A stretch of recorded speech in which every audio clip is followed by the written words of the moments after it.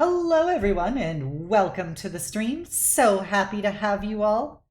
Welcome to another exciting episode of Eberron, Ashes of the Last War. This is our third episode.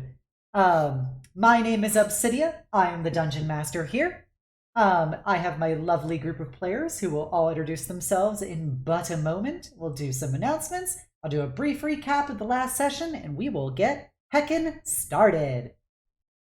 If anybody has any questions along the way, please feel free to let me know. I will do my best to answer them after the stream. Welcome, welcome. Thank you for coming by. So let's start off with our favorite kitty wizard, Yulia. It's Yulia. Hi, everyone. My name is, it's Yulia. I go by Royal Knight BT on both Twitch and Twitter. So do a lot of Dungeons and Dragons with these amazing people. And lately, I've been obsessed with Skyrim. So that is all I've been playing on my channel. But yeah, today I'm playing Paige, and she is a wizard swift stride. So very excited to be here. Thank you. Kitty number 2. Hi, I'm Sif VTuber. I am Knight. I do art. I play game. Were we also doing announcements too, Obs? Yeah, sure. At the same time? Okay, got it. Tomorrow, there's this weird, post-it note on my calendar that says tomorrow Fem Sif. I don't really understand, but, pull up for that, I guess. Exciting. Don't worry about it. Don't ask questions. Don't stare. And I believe that motto was done in part by the Mommy Mana, otherwise known as Luna, who is in chat currently. Perhaps she should get a shout out. Very good Yes, Brazilian artist. Please shout her out. She does amazing work. She drew Fem Litro, aka Litra. She's done a lot of FemSif art, and I'm very excited to give the model a proper display tomorrow. Alrighty, speaking of Litra, let's go to Litro. Hi, I'm Litro. I am a quarter dragon, but mostly human. I play RPGs occasionally, but mostly do D&D, or I DM crazy adventures for other amazing people to play in. And this coming next Tuesday, I will be streaming a special one-shot of a semi-late celebration for Final Fantasy Tactics and their 25th anniversary. Very exciting. I know some of the people that will be in that game. It's going to be awesome. Including yourself. Yes, I know. Wait, you know Obsidia? I do. The Obsidia. X-Obsidia X. God bless. 360 no scope, 420 blaze it, MLG gaming Obsidia. Also, I also concur. Go check out Mommy Mana. They deserve all the love, and you need to go commission them right now, and that is a command. And then last, but certainly not least, only small in stature, we have Maribelle. It's me. Howdy, y'all. I'm Maribelle. I am a Hobbit VTuber. You can find me on Twitch as Maribelle Bramble or on Twitter as Maribelle VT.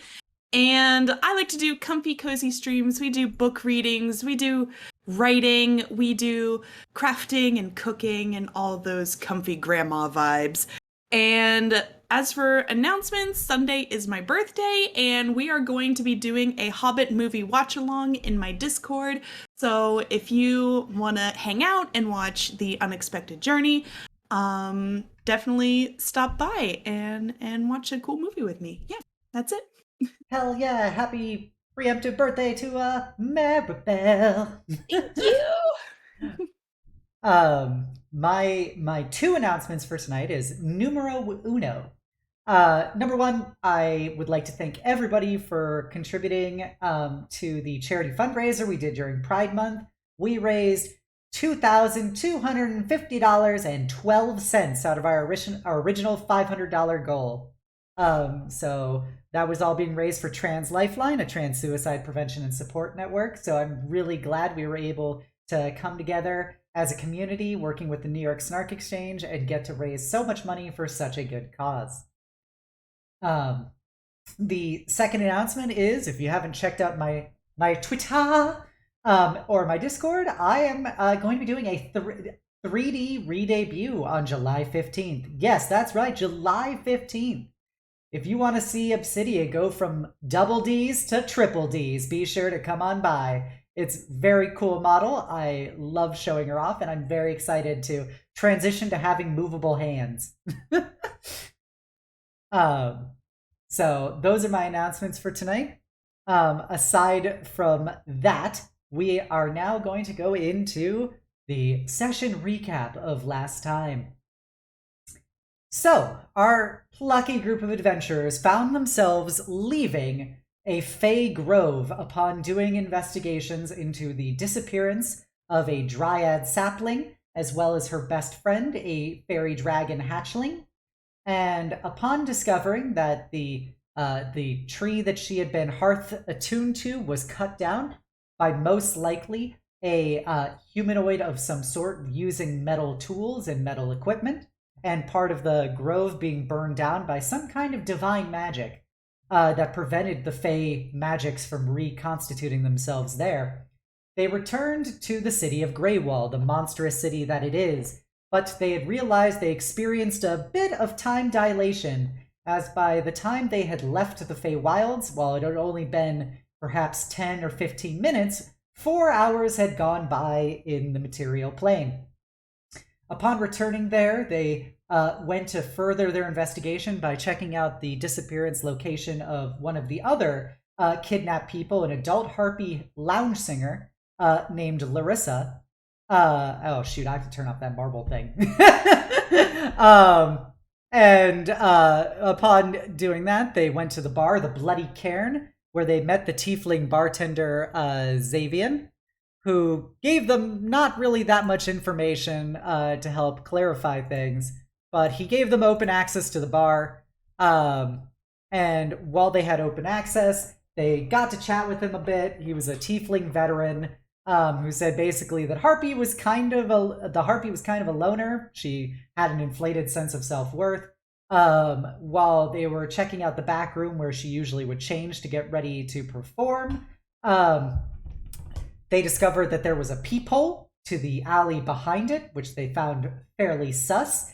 And then when they returned to the main room, they got to see a very ragged, very dangerous looking kitsune war mage enter the bar, who seemed a little bit unstable and a little bit flexing her power. She made a bit of a mess in the bar, smashed up the place, beat up the bartender, and put a fair amount of threats upon the party before departing, leaving a small arcane mark upon Jubilee's breastplate of a pink heart with a little chibi fox on the inside of it before she returned to the night.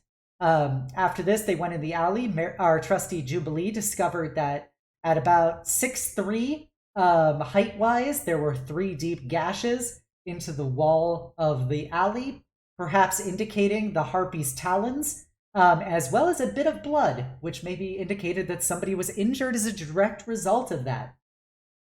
After the amount of emotional turmoil from dealing with the kitsune known as the Harlequin and the long investigation of the day, they decided to go to their Gold Dragon Inn, which is the premier hotel location where they are residing in the town of Greywall, and had a fabulous meal together where much of the food that Litro was that Kliff was trying to eat was getting snatched by the chopsticks of eager kitties.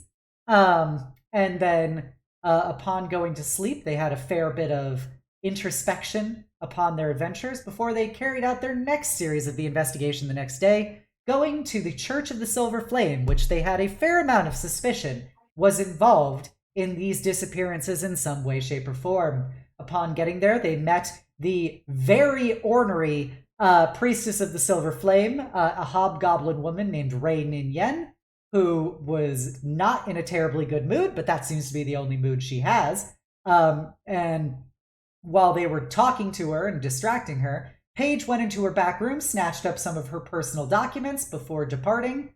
Upon reviewing them all and the discussions with Ray, the party basically determined she probably was not involved with the disappearances. She actually does not seem to be terribly prejudiced against the locals and has no real bone to pick with them.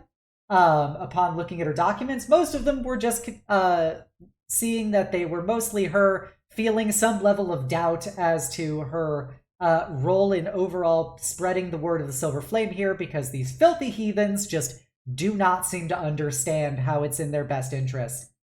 And with that, we ended for the night, and we will return to our plucky group of adventurers outside of the Chapel of the Silver Flame, ready to continue their investigation. All right, my heroes, what do you do?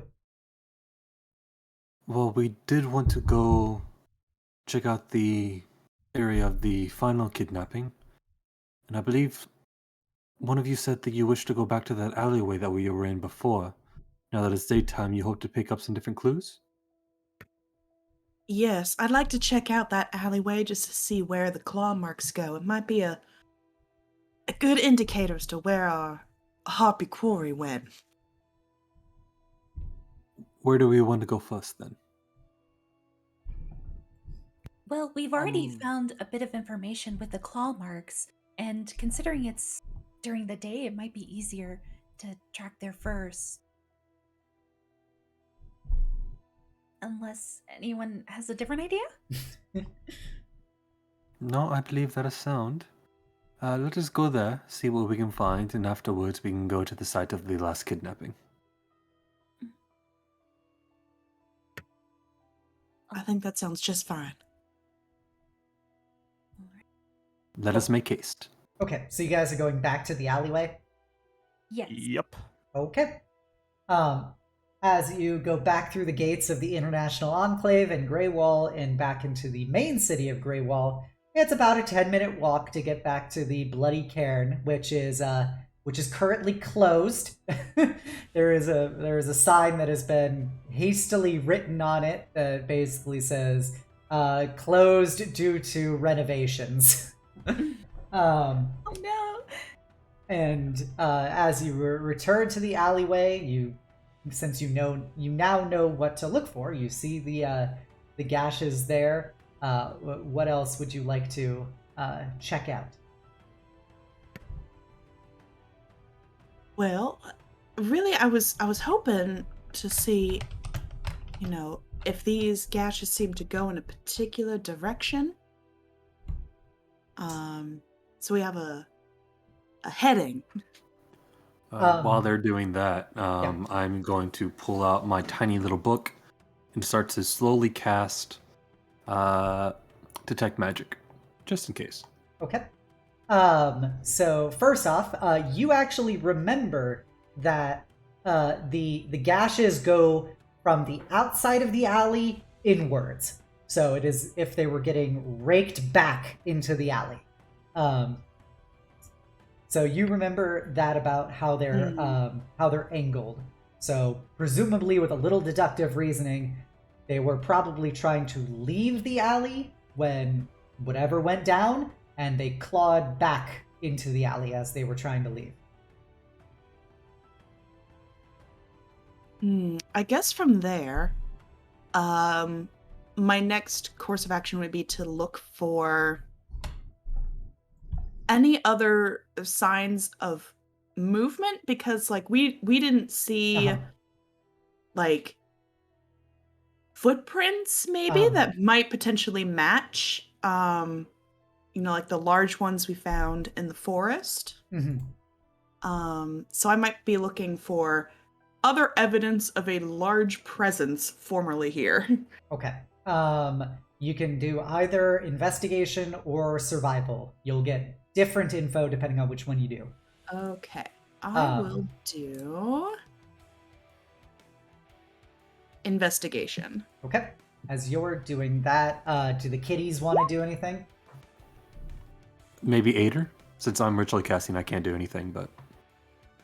Age, you should keep an eye out for yourself. I'll help Jubilee out here.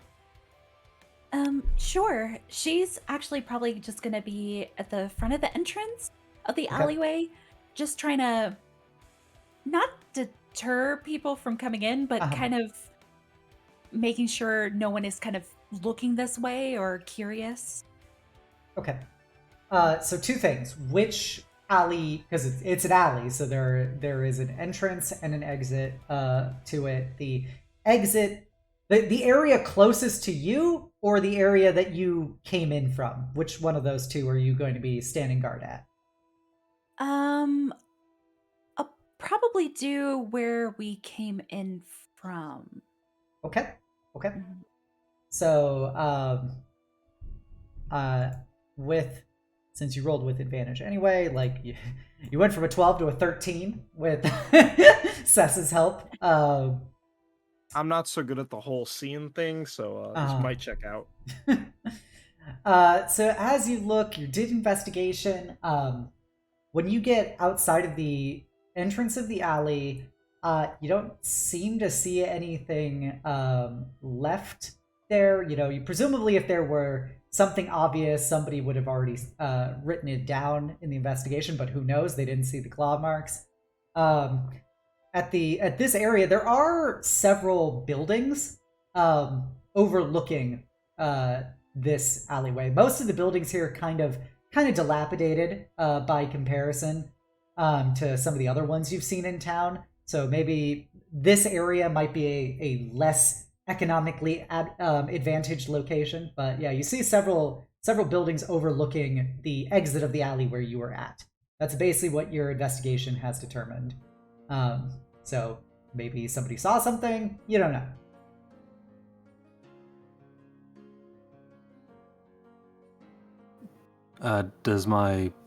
Do I finish my ritual casting? Sure. 10 minutes later, you hop off. You are magic zoning. The whole area has some elements of magic about it. And also, in further context for this is the oldest of the disappearance sites, so it has had a week of, time for stuff to disappear since it occurred.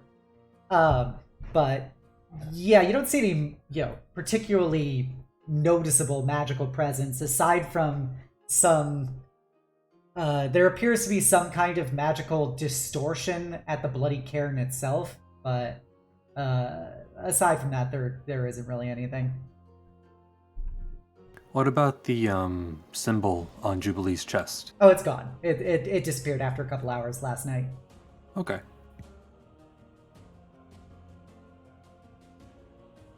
I said it's no magic or anything. Did you find anything looking around? Not as much as I would like, unfortunately. Looks like perhaps this trail has gone a little cold. It might be best to look into our other options and see if we can kind of piece the puzzle together. One more thing. Obs. Yeah. Those scratches you said, the talon markings? Yeah. How high up were those again? 6'3". 6 feet? Yeah, about 6'3". In between these two alleys, right? Like, are there, like, these buildings that we're on, what we're between? Are there windows? There is not. There is not windows between the alleys. There are windows in the buildings overlooking the exit you're at, but not in the alley itself. Okay, so like the either side of the wall in the alleys, there's no windows. The two buildings that we're like between right now because of this alley. Yeah. What are they? Like, are they businesses, residential? It's the Bloody Cairn, so that's a bar. There's one, yeah. And then on the other side of it is actually like a pottery business doing ceramics. Jubilee, you mentioned that that in that report that the whoever investigated this first didn't see the scratches, yeah? Yeah, that's correct. I mean, chances are they probably didn't come to check out this alleyway, meaning they probably didn't ask people who, would have heard something here. So, maybe we could check with those potters next door. What are they called? What, ceramic makers? I don't know. Listen, maybe we could ask them, see if they heard something last week.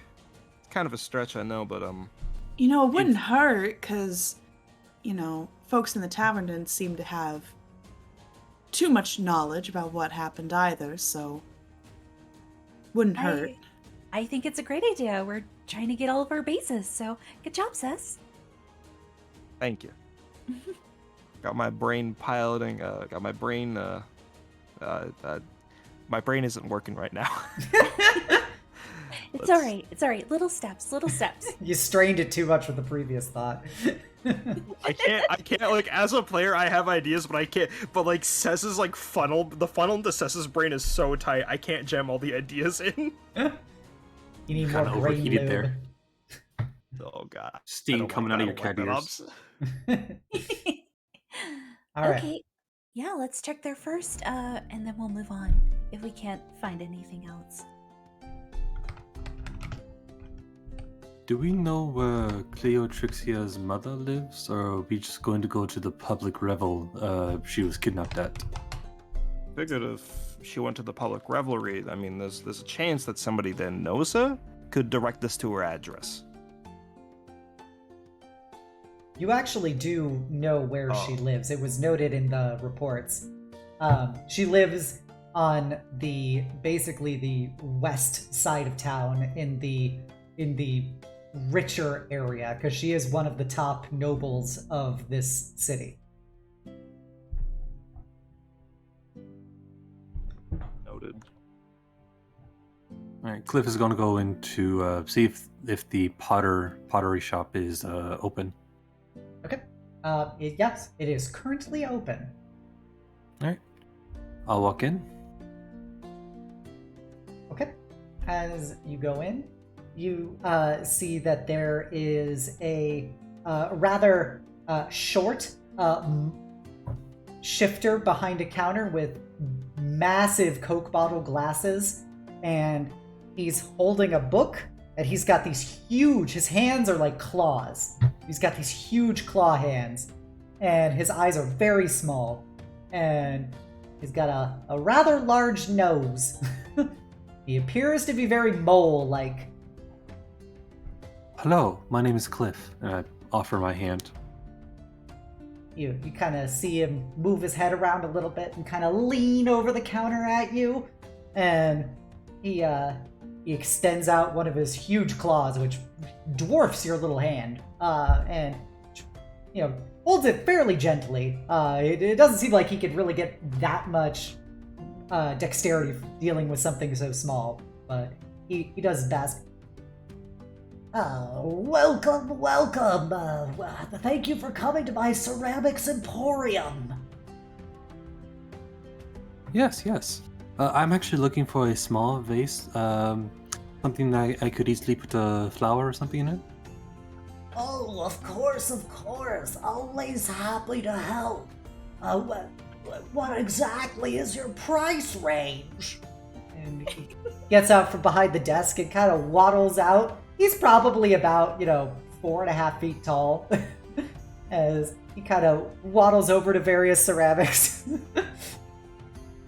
Oh, nothing too expensive. Just something for like a small gift if needed.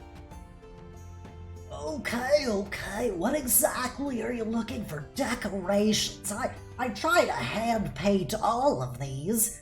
And he gestures of his claws. And, some of these things actually have very pretty paintings on them. A lot of good inlay. Something with roses might be nice, or something a bit softer could also work, like a bit more of like a decorative inlay, something you might see on like the bindings of a book, or something a bit more intense, something that has a bit more of a jagged spikiness to it could also work. Interesting. A very diverse set of preferences. Okay. Not looking for them combined, just looking for something that could match one of those. Indeed. Let me see what we've got here. And he looks around, and he then carefully will gesture to, on one wall you see, basically a small vase that has it has a lot of rose and thorns wrapped around it, like painted onto it. He goes, I believe this one should fulfill your flowery preferences. That one is, of course, that is 5 gold. It is one of my really premier floral vases. I see. And then he waddles to a different area, and he goes, come. Are the rest of you here? Or you just have a Kliff in there. We are. I feel like we're standing at the entrance, like door open, like says face palms, like here you just ask for the vase. But like, in the I don't understand this, my brain is confused. Yeah, Jubilee probably would have followed in relatively close behind, but is kind of, what's the word I'm looking for? Maybe a little gobsmacked that Kliff is just shopping. Trust. I'm trusting the process right now, though. And so, he'll continue waddling. If your friends are interested in anything, please let me know. No, I think this rose one right here will do quite nicely for what I'm looking for. Excellent. Thank you, sir. And he then proceeds actually, to while waddle I back, because this is now a big endeavor for him to waddle in one direction and waddle back the other way. And as he's ringing up the vase, and I put my 5 gold onto the table. Actually, while I still have you here, I'm quite curious. About a week ago, there may have been a commotion coming from outside near the alleyway. Oh, yes, I remember that. Sometimes there is a lot of disturbances here because, frankly, some people are a little more lumbering than most, and I don't really know terribly well what they look like, but I can always feel them if you catch my draft. And I remember I was trying to sleep one night, and as I did, there was a great shaking in the alleyway behind me, and I felt that there was perhaps some kind of altercation.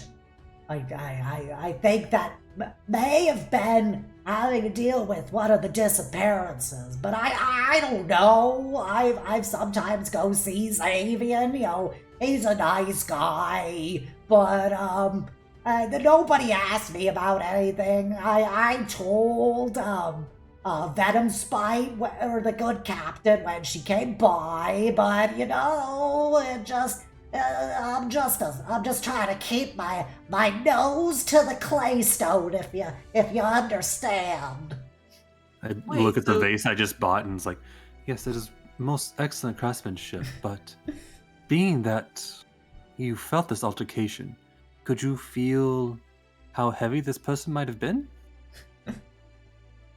Oh, it was several people. Several? Yeah. Says like immediately looks at the page and just goes, write that down. I'm How many? writing it.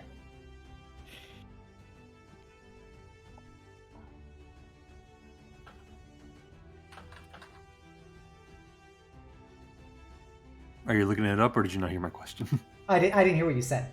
Kliff asked how many. Oh, I think there were four of them, plus another person. But I only felt that person for a little bit. For a little bit? Could you elaborate at all? For a paying customer, of course.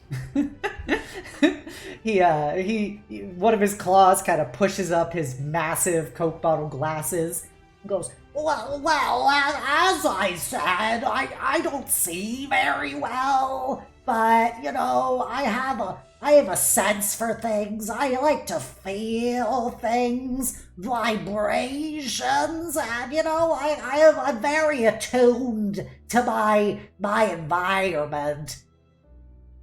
So I can feel whoever was there.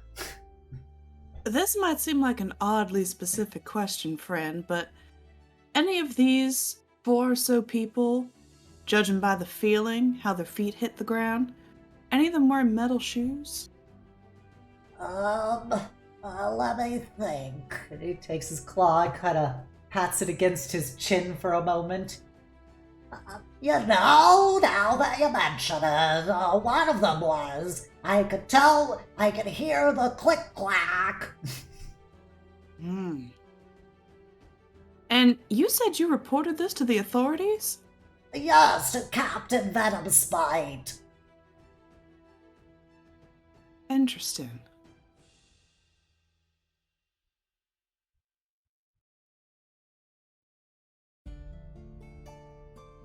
Could you tell which direction they went after, all the fuss was over?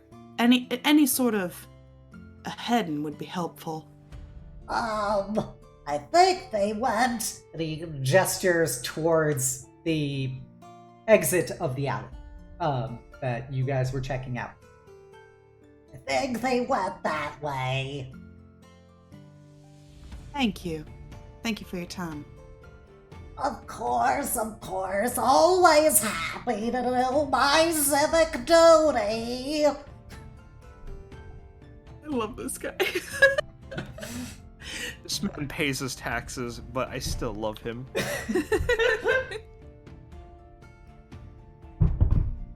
Well, Kliff, if you're finished shopping, I suppose we got what we came here for, unless we're missing something. Yes, a new flower for my vase. I'm sure we can find a florist on the way. It is a very nice vase. Thank you.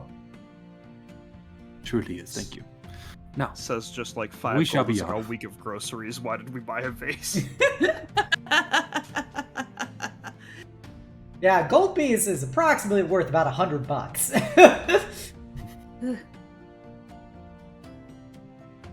nice being the rich kid. But yeah, Kliff basically did that to try, because when you buy something from someone, they tend to be a bit more open with you. Oh yeah, about no, I things. figured that. But says is just like very confusingly staring at the vase. That's all I'm saying. So. All right. Yeah, it sounds like. Shall we be off? Do we just want to look at the general direction of where the alley went, or do we actually want to go to Cleotrixia's house or to the public revel location? I mean, the exit of the alleyway goes into the roads, right into the streets. I feel like any clues we could get, like footprints, would have been stomped over. Maybe revelry first, so we could ask some questions and then compare that to what we hear from that Trixia lady. Where was the revelry? Do we know? It's in the direction of Cryotrixia's home. Okay. Okay, so it's on the way. As you guys leave, the mole shifter will wave his claw at you all and go, I hope you all have a very blessed day. Same to you, friend. Okay. Yeah, and with that he goes back to reading his book. Well, at least we know there's more than one attacker, and there may be a bigger person behind it. Maybe someone leading the group? What I'm a little concerned about is the fact that this fellow here reported this incident to the authorities, and we who are working for the authorities did not hear of this incident. Maybe they just dismissed him. To be clear, you guys remember Captain Venomspite is the head of the guards for Greywall, and she's the one who wants to bust into the International Enclave to find these kids, while you guys are working for House Thrashk, who was carrying out this investigation on behalf of the humanoid population of the International Enclave. So that's the two sets of people who are potentially looking into this, and you have the information from House Thrashk. Yes, Understood. Okay. You would assume she would probably want to help them, but based on what you're gathering from the rapport that she has with the International Enclave, she might not have given that information over. Probably ain't the biggest fan of the Silver Flame neither. Mhm. Listen, before we go pointing fingers, this is probably something that's bigger, way over our heads. Let's just find the missing people, get paid, and get out before any of that political strife happens. That sound good? That sound good? Looks at like Paige, looks at the party pretty much as like, let's not poke the sleeping bear, or at least not get the two angry bears to look in our general direction. Mhm. She's nodding her head like furiously. Yes, yes. That sounds like a good start, and we'll go from there. Okay. So you guys head to the square where the revelry happened. Yeah. Okay. Keeping a close eye on people's shoes. Real sus. Real Looking sus. out for 6'3" people wearing metal shoes. Yes, Yep. that is. We have some sort of a profile, so that is what I'm lasering in on. All right. So it's about from where you guys are. It's about 20 minutes to get to the square. It is a open like town square kind of setup. This is a nicer area of town. There are a lot of like small shops around it. There's a kind of there are some, you would say, some leftover decorations probably from the revelry. At this point it was 6 days ago, or yeah, 6 days ago, so this is like very much stuff that people just didn't bother taking down at this point. But yeah, you are in the vicinity. You wish to start doing things? Did the police report include an exact location where this? This is Sif speaking. Hold on. Did it include an exact location? Like, it was in front of X store, or was it just general area? Okay. So the police report indicated that her mother was near. There was a stage set up here at one point, where the head priestess of the Dark Six for Greywall was leading the revelry. And she was up there. The daughter got separated from her, and disappeared. She was under supervision of Lady Cryotrixia's house guards, but they, in the press of people and the ecstatic revelry that was going on, they lost sight of her, and then she was gone. This will be hard to find any clues. If there was heavy foot traffic, we couldn't really find anything subtle. I'm not quite sure what to be looking for. Well, it's not always about what you see. Maybe we could ask them if they saw something. I mean, the fancy kid belongs to a fancy person. I mean, that fancy kid was probably dressed up, and people might have noticed, you know? Probably one of the storekeeps. I'm sure they had some sort of display going on. They were watching and also working at the same time. Is there anything near, like, shops nearby? Yeah. Or there are a smattering of shops. One of them of note is there is a butcher shop slash artisanal deli called Crothax. It literally says Crothax Butchery and Delery in very like kind of scrabbled letters. Does anybody speak Draconic? Nope. No. Okay. Yeah, so the letters are very just jaggedy and edgy and stuff, but it's a nice enough looking storefront anyway. And there's a bakery. There is a porter organizer, and finally there is a small art gallery, like art studio, more like it. So those are the various shops in this area. And the stage has been moved away by this point, right? Or Yeah, is it still the stage is gone. There still are some stuff around, but the main stage itself is gone.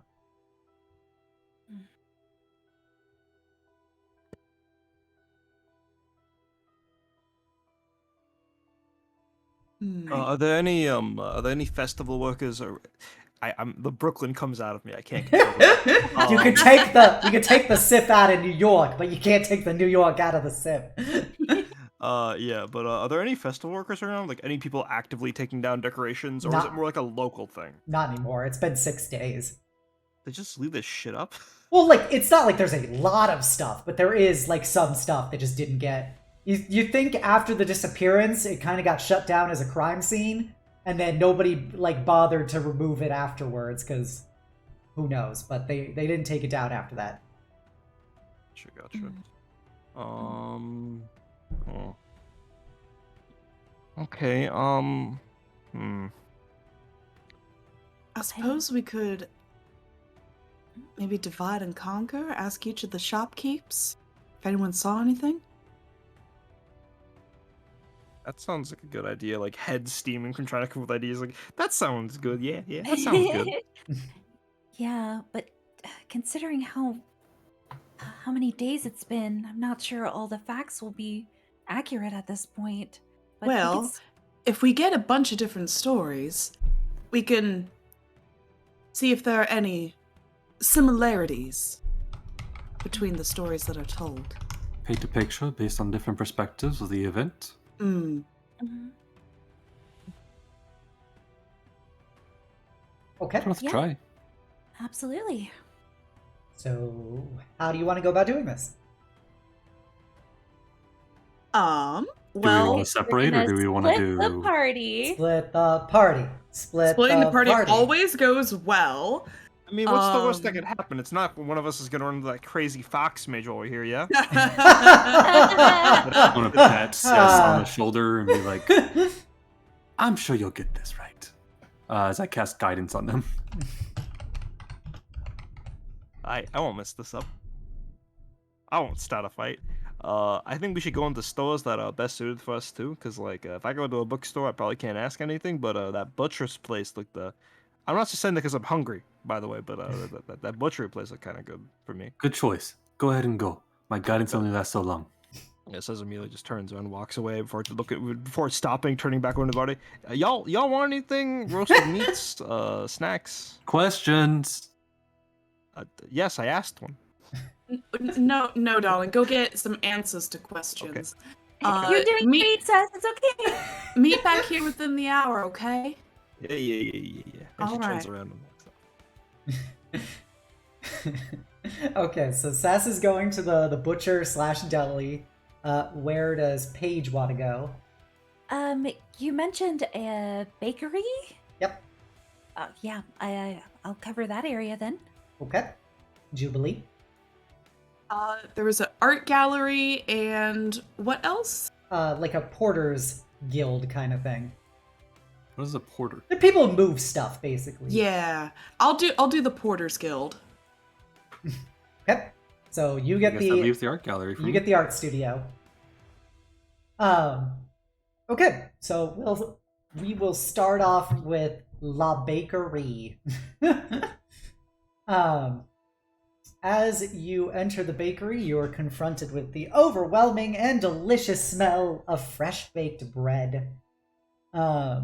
And you see that wearing a little baker's outfit, kind of putting out another plate, or I don't know, like pallet of of breads. There is a very tall green dragonborn wearing a little baker outfit.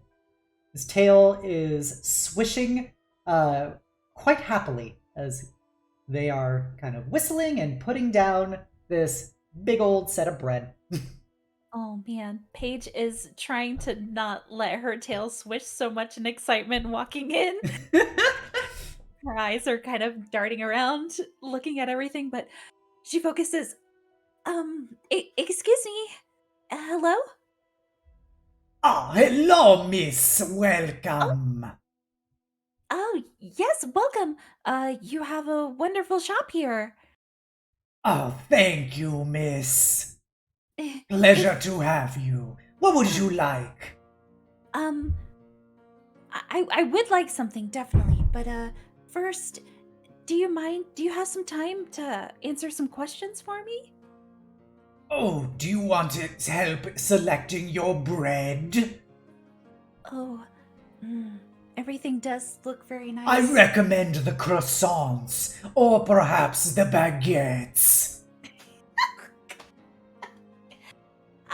Fresh baked. I don't think those all sound very, very wonderful. Thank you. I will absolutely, yes, I will get some. But questions maybe first? Oh, I thought that was the question. Oh, I'm sorry for the miscommunication. It's actually about the festival that happened recently, and kidnapping that happened. Oh, yes, great tragedy. It certainly was. Were you here during that time? Did you see anything happen? I had a small cart at the festival itself, but I did not see anything besides the festivities happening. Oh, Was there any sort of commotion during it? Did you notice anyone running away or something out of the ordinary? He looks at you, kind of cocks his head to the side, kind of like an alligator would, where it's like, doesn't, just kind of moves his head to the side. He's got one eye looking at you, kind of like a wall-eyed pike, and looks you up and down, sees your house, the Rashk shield badge. Goes, you are not from around here. You must not understand how these happen. There is lots of commotion when they occur, but I did not see anything of note until after the disappearance had been registered and the ladies' guards began clearing everything. I see. But that's okay. I appreciate the information. But one more thing. Did you see someone wearing metal boots or really, really tall? About 6'3"? He kind of blinks a couple times, that like sideways reptile blink. And he goes, there were presumably lots of guards wearing metal boots. Fairly tall. The lady uses a pack of gnolls. Gnolls are tall. She is also very tall. You also are quite tall. Not, but I don't think you're the kidnapper, if that's what you think. Okay, yes, thank you so much for answering my questions. The bread, I will, oh gosh, my money is with my sister, so I will, Wow. return later. Thank you so much. Okay, bye. Okay. Looks very confused at the question and dash of this kitty. So you bail out after implying that he was the kidnapper and not buying any bread. But yeah, that's what you learn from the baker. Damn it, I missed a chance here. I could have had it be a candlestick maker as one of the other shops. The butcher, the baker, the candlestick maker. Fuck! Alright, we will jump over to Kliff at the art studio. Hello. What do I see as I walk in? As you walk into the art studio, you actually will be seeing none other than sorry, 1 second. Looking at something. You see a minotaur. God, that dragonborn voice took it out of me. It's a real scratchy voice to do. But you see a big Minotaur lady. She's not like presumably a full-sized Minotaur. She's probably more of what we consider probably a player character Minotaur she's about 6.5 feet tall. And she is sitting there, and she is currently just writing with a pencil on a piece of paper, perhaps doodling or something. The artwork here is a lot of pastorals, as well as a fair amount of almost what is that called? God damn it! It's not Dolly. You know that picture of like the infinite staircase? It's like 3-dimensional, playing with perspective. I don't know the name of it, but I know the one you're talking yeah, about. it's like that, but so it's very kind of abstract designs as well that are all based on optical illusions. And so those are like the two big themes of artwork you see. So many wonderful pieces in here. Tell me, did you paint them all? Oh, somebody who's been enjoying my work. Pleasure to see you. As she stands up and kind of brushes back her hair. And she is wearing a very nice, like, kind of artsy black turtleneck, and a pair of slacks with her hooves underneath. Yes, Escher. It's an Escher painting. That's what I was thinking of. And then she will come out from behind her desk and look down at you and go, "And how can I help you? Oh, we don't normally see somebody like you here, especially after what happened with the disappearances, but I could see that you're a man of exquisite taste." Oh my. Someone as pretty and as thought-provoking as the pieces they make. She blushes cowily. Now, as it just so happens, I'm here quite curious about the things that happened recently. I figured someone with the eyes of an artist may have caught some things others have not. Won't you lend me your aid with those special eyes of yours, mistress? Oh, you didn't want to hear about the art. I would love to take a tour with you anytime as we look through your gallery.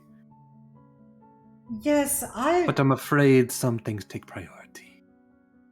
Well, I don't really know what you expect me to say. I've been out of town. Until recently, I was doing some scenic paintings out in the surrounding areas, so I wasn't here for when many of the disappearances occurred. You went around here or anywhere near here? No, I was outside of Grey Wall. I have a small cottage out in the wilderness that I usually like to go to reflect on my pastorals. Do I believe her? You can make an insight check. Alright. Boop. That's a 4. Yep, she is. Definitely sounds like she is being authentic and telling the truth. Oh, that is such a shame. If anything, you might have made a nice piece. Just thinking about a large, fully armored man, usually a depiction that you would see rescuing a young damsel, instead taking one away. Anyhow, I appreciate shrugs. any help you may have given.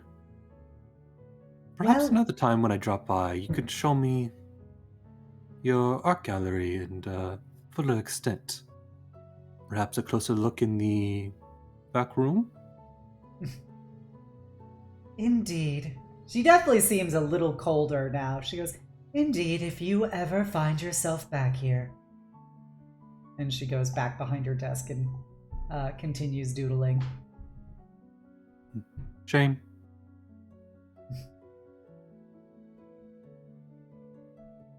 Okay.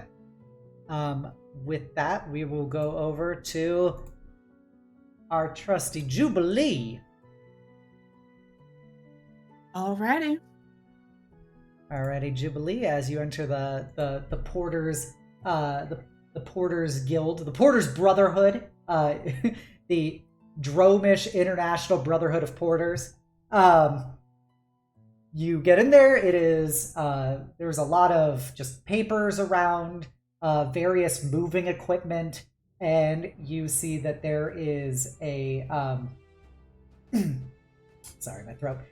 There is a centaur who is not behind a desk. He is standing there at probably what is best described as a stall, with like a folding desk that goes in front of it, and there is it is a centaur female, and she is wearing what is probably like a barding dress, and her hair is very short cut, like a bob, and it is bright blonde, like fresh cut straw, and she is wearing a little pair of glasses as she is writing on some notes and looks up and goes, "Oh, wow, well, welcome to the Dromish International Brotherhood of Porters. How can I be of assistance?" Hi there, good afternoon.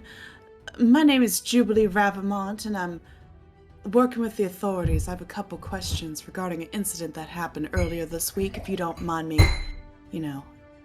asking around. Oh, okay. Yeah, absolutely. Anything we can do. Fabulous. So, first of all, I'm sorry. What is your name? It's rude of me to be asking questions without having proper introductions. Oh, it's Tosa. Tosa, delighted. Now, Tosa, are you usually up here, up front, keeping an eye on everything? Oh, yes, unless there's like a really busy day. I usually am involved more in the administrative capacity at this point. I started off as a brother like everyone else, but I've been here a bit, so I've worked my way up to more of a managerial position. I see, that's very good. So, there was, the festival that was going on, and I'm sure you heard all about it with the disappearance of the young one. Did you happen to see anything that night? I mean, with your line of work, y'all see a lot of things going in and out of this town, so to speak, so there's eyes in every which way direction. Anything unusual that night or the following day? Anything unusual? Well, aside from the disappearance itself, I wasn't at the festival itself. I was involved in moving some of the festival supplies and then making sure that things were getting ferried properly to ensure that everybody was in charge of, or everybody was receiving all the proper libations and snacks and other delicious things that come with a glorious day that the Dark Six has given us. But I did hear that, there was that big that little Lamia girl got taken. It was a real shame. I heard she was just going to get some candy or some kind of sweet. I think over by at the time, the stands, and she pushes up her little folding desk thing and clops out. And her hooves are very shiny, and they appear to be immaculately painted in various kinds of designs, like lots of vine work and wheels and everything have been painted on her hooves.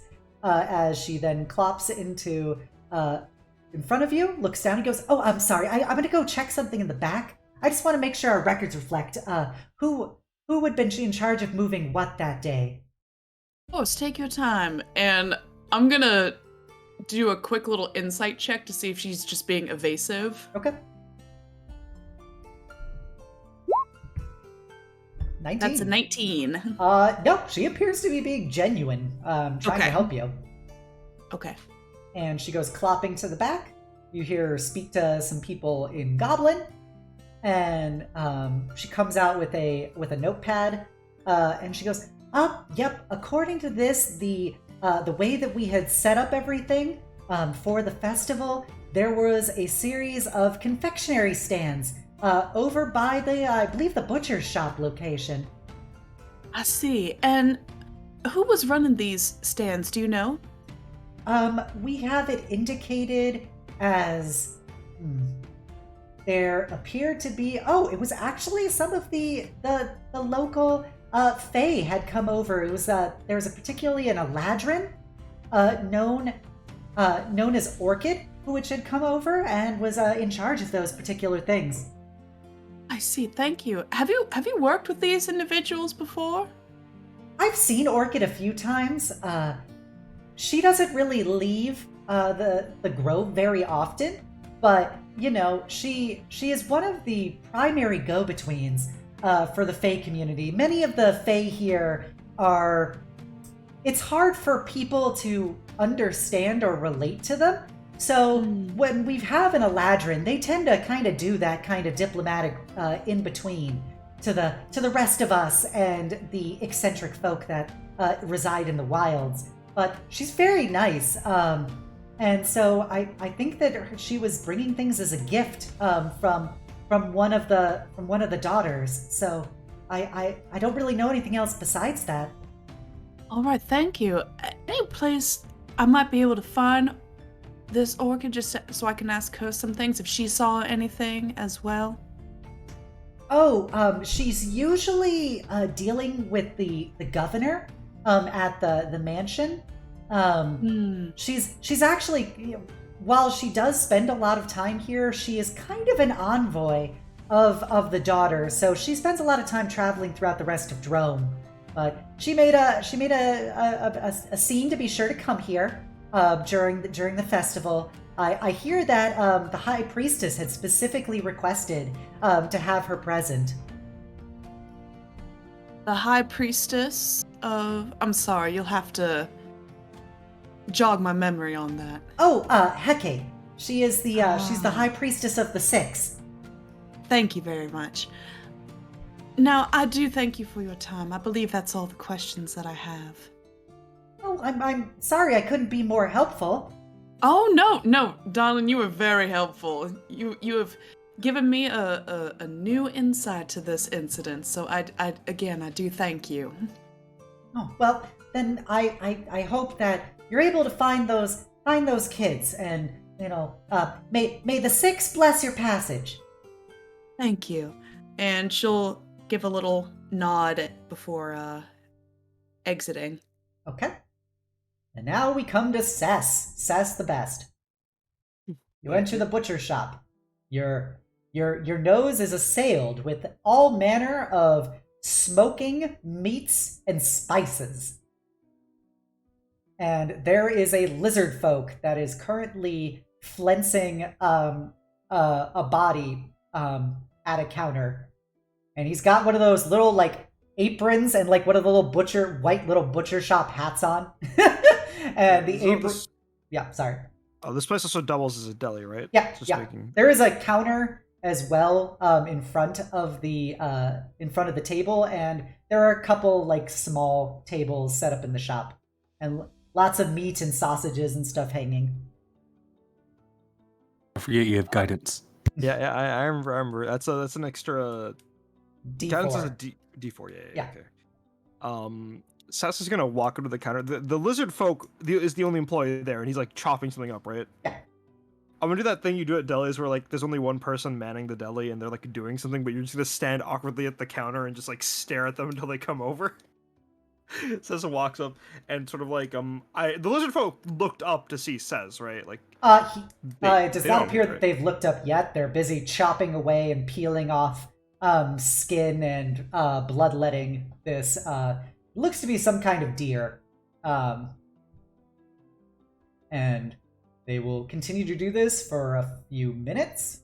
There a bell or anything? There is in fact a bell. I'm gonna pop it and look at him.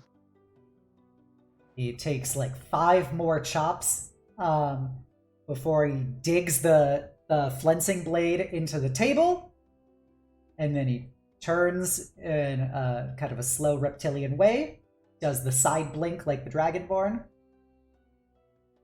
Yes, how can I help you? Hey there, you sell a bag of jerky chips?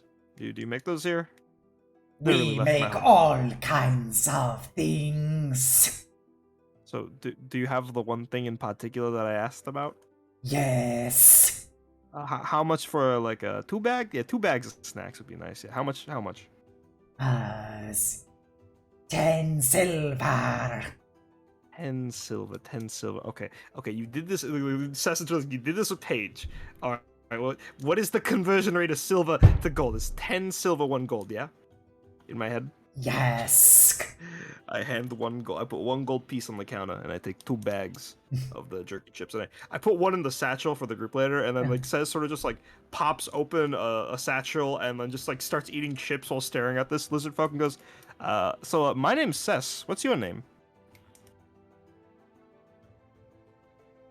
I forgot to write down the name I made for the shop. You're good. Um, Just a bit more flavor text. You guys know that like one GIF or clip of the guy breaking into Zoom calls, eating chips very loudly? That is Sess right now asking questions about watching food. You were asking about the name of the butchery? Yeah, the name of the butchery. You said it was named with Colfax. Colfax. There we go. I forgot to write it down. So Note taker is me. I got it. Good job. You get inspiration, Paige. Yeah. Colfax. Got it. Colfax. Oh, sick! That's a cool name. I've never really seen like people like you in my hometown. It's pretty cool. I got some questions I want to ask you, but you seem busy, so you want to work while I ask you questions? Fine. It goes back to digging the blade out of the table and going back to flensing. Alright, so during the festival that happened a few days ago, did you notice anything unusual? I'm here asking about the kidnapping. Probably heard of it. Yes, I was there. Did you see anything unusual? Did you see like an extra fancy looking hoppy kid running around? Or not hoppy, excuse me. The snake one, Lamia. That's. Yes, I saw the Lamia, Lady Cryotrixia and Cleotrixia. Did you would not have seen anything that could help someone find the kid, would you? I did not see anything but. But oh, I like a but. What's up with this? Do you speak Draconic? I don't think anyone in my group of investigators speak Draconic. Is it do you speak Dwarvish or anything? Is it something that you don't feel comfortable saying in common? He makes a kind of a gurgling sound and goes, "Fine, I'll translate." And you hear him shout something in Draconic. He goes, "Kraskau Kikor Linda!" And you see, coming from the back room, you see 2 little kobold heads pop around a corner. And the kobolds go, and they come scampering in with their own little aprons on. These were attending the stands for meat at the festival. Well, thank you for offering to translate. Do you mind asking them if they saw anything unusual? Did they see the Lamia herself? Did they see anyone grab her? This also sounds weird, but did they see any tall gentleman or gentlewoman with steel boots? Shikan gura tito batu kasuntati. Tinta shata pico norcronde. Orkika Shavara. He turns and looks back at you and goes, "They said they saw 5, 6 people wearing masks, various symbols of the gods. They were near the girl. Then, when something happened, one mask was knocked away. Gorito katinto pashkur. Korita pati sharvarando kasku. And there was a man, half orc, 3 claw marks across his face. Noted.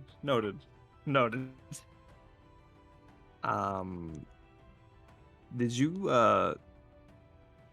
Cess looks around. There's no one else in the deli, right? No, this is 2 kobolds, the lizard folk, and you. You didn't happen to tell Venom Spite what you saw, right? The captain in Greywall? I did not. I only found out now. I just know the assistants were attending matters. So if they knew, they would know. Well, thank you for being forthright. If you could express that thanks to them as well. Yes. Just a fair note of warning. So I'm with House Thrash. Can I flash the? I can tell. I'm not. Thank you. To be honest, I'm like a third-party contractor, whatever my sister described as. I'm only interested in finding the kid. This doesn't have to be a big rumor. This isn't a big thing, but there may be something bigger going on, and you may want you and your little assistants to keep that bit of intel to yourselves. I don't want you guys getting hurt for trying to do the right thing. Okay? So noted. Speaking of Venom Spite, did you ever interact with her? Did you Not directly. Everyone knows her. She is. Shoot up. And you see the kobolds start chittering and scamper back into the back room.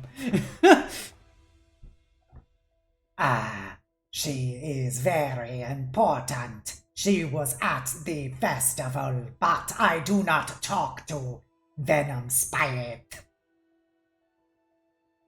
any particular reason why? She just off-putting?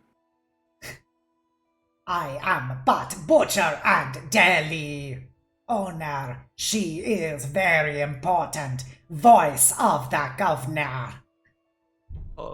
At this point, Cess is like a chair pulled up to the counter and just talking with her.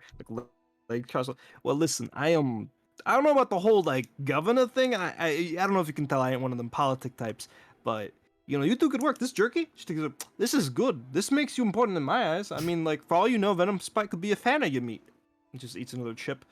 Like, yeah, I don't see you as any less important. But fact of the matter is, just be careful around it. That's all I'm saying. Oh, and real quick, and she takes out 2 more gold pieces, puts on the table. 3 more gold pieces, puts on the table. One of these for each of you because you're being a lot helpful right now. He goes over and puts his big, blood-covered claw on the gold pieces. Like, as you're putting them down, puts it over your hand and looks you, like, pushes his head forward to look you with his crest risen, looks you in the eyes and goes, "So noted. Take care of yourself. Sounds like you are out of your depth." It's okay. I've been good at fighting at places outside of my depth. I'll be fine, and I'll make sure the others are fine too. Just look out for yourself, okay? He makes a kind of a raptor-like clicking sound as he kind of pulls his hand back and gets back to his carcass. One more thing. Your kobolds, could they draw out those symbols they saw? I forgot to ask that earlier amidst the whole complimenting your food thing. They are the symbols of the Dark Six. You can find them anywhere. Just making sure, because you said gods earlier, and there's a lot of those. But yeah, thank you. Noted. Dark Six. Wait. This out of character. This was also a festival about the Dark Six, right? Yes. I noted. All right, perfect. All right. Says is gonna walk towards the exit with her 2 bags of jerky chips, muttering to herself the information so she doesn't forget. Okay. The group 6 people. Yeah. That's her walking out. Okay. And with that, all of you arrive back in the town square.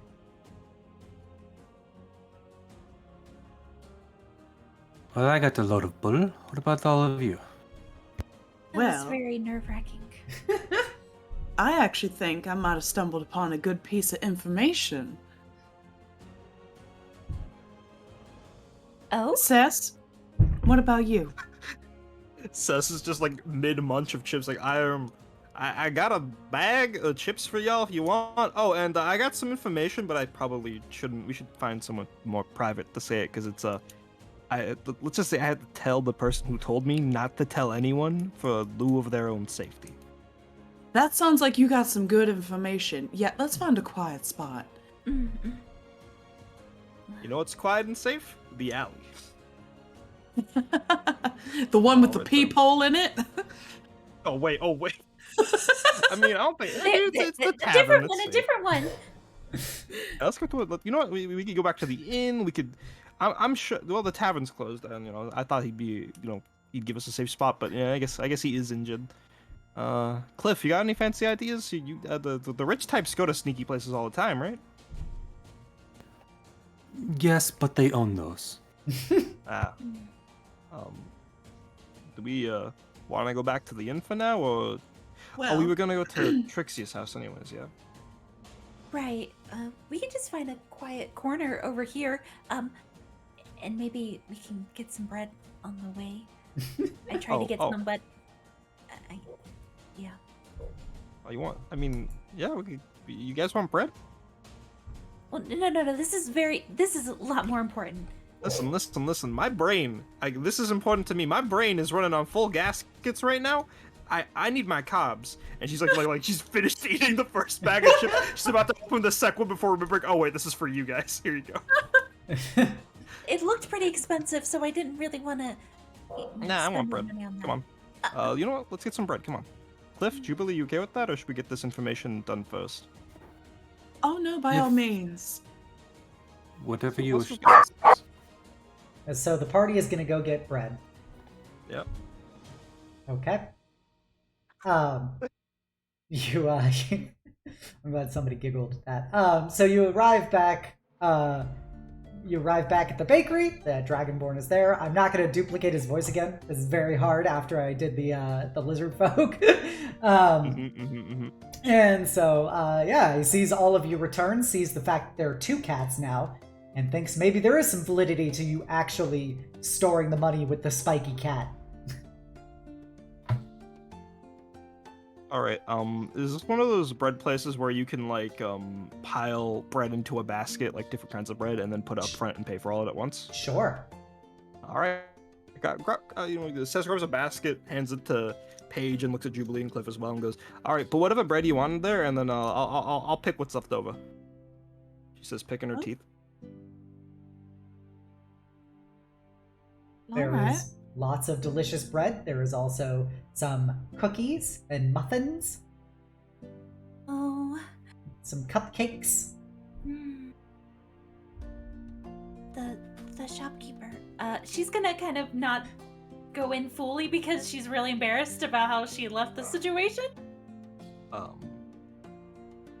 So I don't know, but Says kind of can already tell what happened based on how Paige is acting, and isn't gonna say anything, but goes up to the shopkeeper to strike up conversation that we don't have to roleplay, obs, because I know your voice is but it's the same old your food looks good, I'll be paying for what they're getting, just to hold on, stuff like that. Yeah, once you demonstrate that you can pay for things and start amassing treats, the shopkeeper is very amenable to you. Although he does seem a little wary of Paige after she implied that he was somehow involved. Jubilee's just going to hang back and look at Paige, be like, "Darling, how did your conversation go?" And she's just talking real quiet and definitely picking up that something is off. I believe he may have assumed that I insinuated that he may have been the kidnapper, which was not my intention at all. It just kind of came out that way. So this is pity bread we're buying. Oh, so that's why you wanted bread. feel really bad about it. Well, I think in that case it'd be good to perhaps apologize. That Do you want to give him this vase? And I hold out the vase I bought. No. The no. bougie vase. It all comes That's full okay. circle. I don't even want to touch that. What if I break it? It was so expensive. So, I'll go and apologize. He could put baguettes in it. Is that Singular what you guys- baguette in a vase. Is that what you do? Is that what rich people do? They put bread in vases? Don't listen to him. It's a vase. You can put anything in it, and it's doing its purpose. Mm. Don't listen to him. You go apologize. Okay, but if I need the vase, I'll get it as a backup. Go ahead and hand it to her just in case. Never forget your backup vase. Yep. This is my emergency vase. But do not break in case of an emergency. Right. She's holding up against her chest and walking in. I'm really sorry. I'm getting the bread now. I can see that. Do you like vase? Do you like vases? He looks at you very confused. Yes? She looks at Kliff like, do I? I kind of like wave my hands like, go, you can do it. Jubilee's just rubbing her forehead. Says, just standing there staring at her sister with like that empty stare. All right, you get. Yeah, I heard that you could put very good bread in here. Here you go. Here's your bread vase. She'll put it on the counter. He picks up this like rose vase and looks incredibly confused. Goes. It's like Dragon Age rules. You give someone a gift and they automatically get +10 affinity. Are you sure you want to give me this vase, miss? It's an apology for leaving as I did and insinuating something that I had no intention of. Truly, I'm sorry. You could probably put several bread rolls in here. Fucking doubling down. Bread vase. Okay, thank you, miss. I will find a use for it. And he goes and kind of puts it behind a counter. That was worth $500. As he sees you continue to look at him, he like slowly takes the vase back from behind the counter because he feels awkward, and you see him like put some rolls in it. Wait, y'all actually put bread in vases? No, we don't. The Dragonlord looks at you, Sess, and goes, I don't know. Well, now you do. Anyways, y'all got the bread? Yep. Oh, sweet bread, raisin bread, chocolate cornettes. I think that's what these are called. How much will a basket of like bread snacks be? 1 gold. I hand him 1 gold. He takes it. It's very expensive for bread. Yeah. It's a basket of fancy sweet bread, to be fair. All of this, all of these ancillary costs are meaningless since you'll get reimbursed. So yeah, he takes your money, gives you this massive assortment of bread, and looks at Paige and does a big toothy awkward smile as he holds up his vase full of rolls, and you guys can leave. Let's go find somewhere nice and quiet to talk about all this information we got. Jubilee is just gonna pat Paige's back on the way out and just be like, that was real nice. Kliff just has a big smile on his face, like, that made my day. Do you feel better now that you've apologized? She had to BRB. Oh, okay. Having a kitty incident. Oh no! I'm assuming you three would be talking about this more in private, because like Sez didn't know at the start, and you guys probably wouldn't want to tell Sez about Paige. So Sez is absentmindedly now eating bread while we walk. It's very good bread. Definitely 1 gold bread. Yep, the finest 1 gold bread you could have bought from a dragonborn baker. Alright, so, Obs, Yeah. we have found a nice quiet locale to discuss this on the way to Trixie's house. Sure. And now I have to remove a rose-themed vase from my inventory. Oh man, the redemption The police arc. department going to reimburse a $500 bread vase? Yeah, that one probably not. Write that off was as very- a expense? Yeah, It was you know, very you can file your critical expense to win report. Hold on, says out of character, well listen, we do this thing to help with our taxes. What you do here is you say the vase was, you gave 500 gold of vase to bread, so it's 500 gold for bread, so they gotta reimburse us for that. Because, we gotta eat It to was live. critical for winning over a key witness. Exactly, you just lie about your taxes, kids. It's not a line if it's true. Exactly.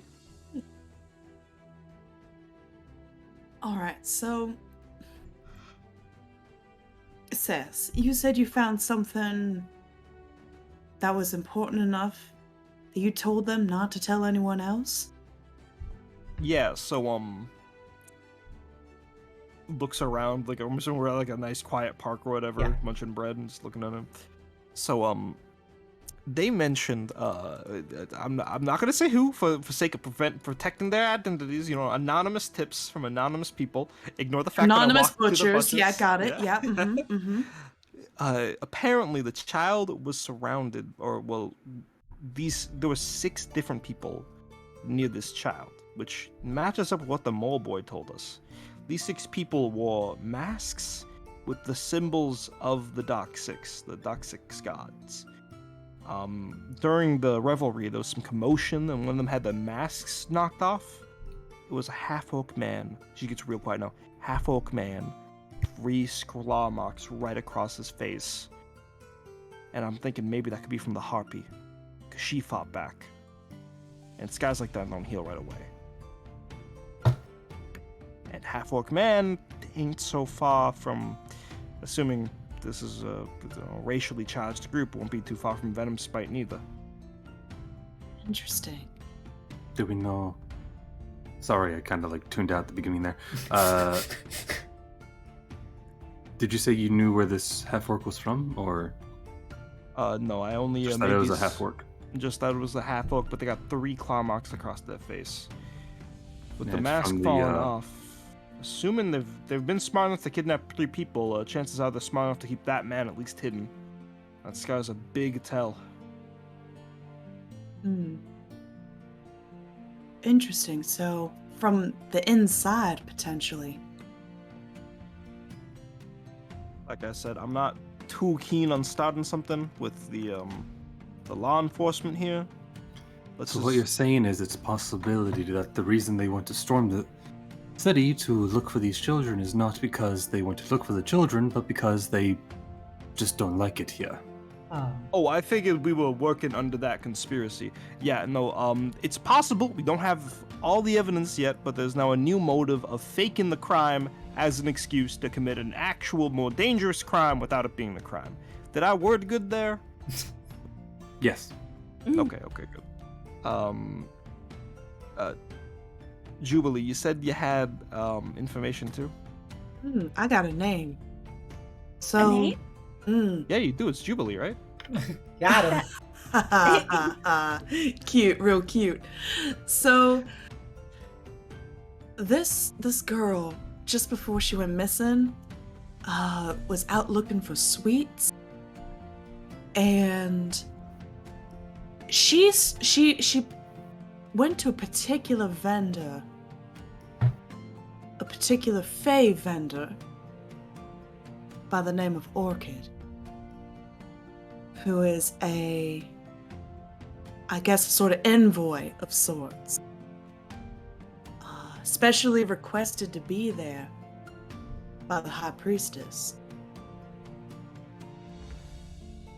When you say be there, did you mean like the location in particular where her stand was, or just at the event? I think just at the event.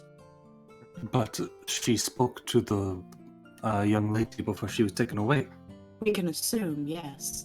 So therefore she is a key witness. We need to go talk to her. I agree. Something about this smells even dirtier. I mean, think about it back from that conspiracy angle. It's not like, because the one thing holding them back is they wouldn't want these kids to get killed, right? I mean, like, what kind of crazy people would want to kill kids for harming other people? But Hold on, assuming, are you saying that the candy she gave the girl was drugged and put her to sleep or some shit? yeah. I'm just gonna Go chime in. The centaur said that she was going to that stand. She didn't say she made it to the stand or anything. Right. Yeah. I mean, I mean, But if she did make it, we Yeah. want to talk to that person. Yeah. she would have at least seen 6 masked figures. Especially now we have more details with these suspects, we can definitely do that. Anyways, thanks God. But I love This voice of clarity in my head, it's so helpful.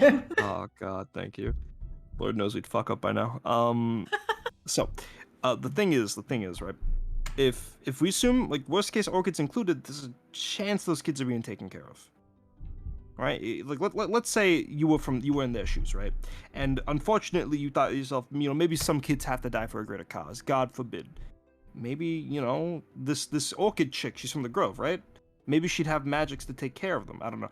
I'm just saying, if we're going to talk to Orchid, maybe we shouldn't zero out the possibility of her being included in this mess. Well, I definitely think she could be included, because if you recall, the Dryads, they said that their forest was burned down by something akin to Fey-like magic. You're They right. said something was moving through the forest with fey magic. Mhm. What burned down the forest was Something else. holy magic. Holy magic, that's right. But if not we with assume a group of 6. 6 people, it's possible. I mean, like, one could have moved with Fey magic, and the person they were carrying could have used divine magic. We know one person is at least a half-orc. Do we know who any of the other masked people might be? Perhaps an elf could be on there. They are originally from the Fae, are they not? I suppose. The baker. We don't want to be presumptuous, though. The baker mentioned Knowles being tall and Knowles. Huh. Gnolls aren't Fae, are they? No, That's got a no, character. they're big hyena people. Yeah. Yeah. Well, You saw a bunch of them when you were getting off the train. They were shepherding a bunch of animals. Okay, let's do it like this, right? Let's work on the quick idea. There were 6 people wearing masks, and there are 6 of the Dark 6. It's in the name, right? I'm trying to remember, because there's only so much I can do without rolling religion, without assuming my player knows and stuff. But there is a member of the Dark 6 to represent the Nature's Wrath. I mean, if we want to narrow it down our subjects even further based on what people we see, maybe we could. Is there any of the Dark 6 that would have magic akin to the Silver Flame or Fey-esque magic? Would the nature one know how to do Fey magic? Would followers of that know how to do Fey magic? Potentially. No, gotcha.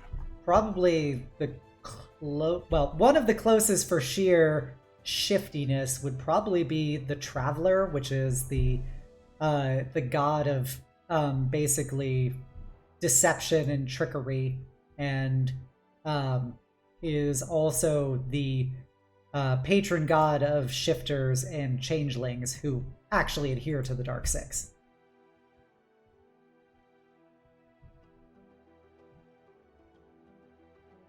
I might be overthinking it a bit too much. I do have the tinfoil hat on right now. Yeah. Maybe we should just go see Trixia and I don't know. Remember, as you said, let's find the kids and get paid. Anything else will come afterwards. Yeah. Mhm. It'd just be easy if we knew who one of them was, so we could just break into the house, ask a few questions, get out, then get out of town if we save the kids, make new identities. I'm overthinking it again. I'm sorry. Wait. My brain has been firing so Well, if you many think that it's cylinders. the It's okay, Sus. It's okay. She's not used to thinking this hard. I know. well, if we please. think it's the people who are part of the mascot, part of the what's the name? Because I'm tired of just calling them the guards. And I know they have an actual name, but the people who want to come into the city and look for the kids. The house Oh, of finding, yeah. They're literally the No. Grey Wall Guards. They're the The Grey Wall Guards. Okay. under Captain. If we Venom's really name. want to, we could go to the Grey Wall Guards and look around a bit. If we find no other clues here. True. We'll save that as more of a last resort, because I don't think Generic. they god might gonna not suck. want a collaboration with our benefactors. Then we best Always hide our give them badges. a vase as a peace offering. That seems to work. Thank you, Paige. Give him another vase. Jubilee's gonna pat her back again and be like, "You're right, darling. You're right." Hmm. All right, so where do you want to head now? I believe to the mother's house. The mother of Cleotrixia. Yes, Cryotrixia. Or did we want to go to the candy shop owner? The person that was at the stand that you mentioned that could have talked to her. I don't think it needs to go in a particular order. Either way, I'd be very curious to know what both of these individuals have to say. I feel like your lead has more potential for answers, so let's go to yours first. Okay. Wait, should we don't go to the Ma's house first? I feel like if she had anything to add, she would have told the gods. But the god didn't tell us everything, now did they? Well, they told everything that they know. We haven't talked to the guard I'm here. referring back to the. Oh, I mean, No, but she was on the report of the Seekers, so I'm sure they told the Seekers as much as they knew. I mean, more so what I was suggesting was, how the mole didn't, he told Venomspite things, and Venomspite didn't tell us that. I'm just saying, hiding information from us, that could have happened again. I know it's a pain having to double check sources, is all I'm saying. I think we can go talk to her after we talk about this other hot lead that we have. I think Gotcha. it might be best to get information from an objective source first, before someone who is personally affected by it. Maybe. Especially if we are thinking her guard may have had something to do with this. Mhm. Gotcha. Follow him along now. Okay. That's just what I think. No, I think it's good. I think it's a good plan. Yeah, that objective thing you said, real good. I don't think about that, but yeah. So, where do you intend to find Orchid? Well, I was told that she can be found at the governor's house? Is that what you said? Yes, that was one of the places I indicated. Is that... what physical proximity is that to our current location? From where you guys are, you're probably about 10 minutes away from it. You can easily see it as the giant spiked castle in the center of town. Oh, Okay. Surrounded by its own walls. I wonder if we can get in without an appointment. But this is the lead I got. She can be found as an envoy for the governor. But she kind of goes, back and forth here and there everywhere, so who knows, we may not even catch her. If that's the case, we'll start asking questions of the mother, so. Okay, so you guys want to head to the mansion?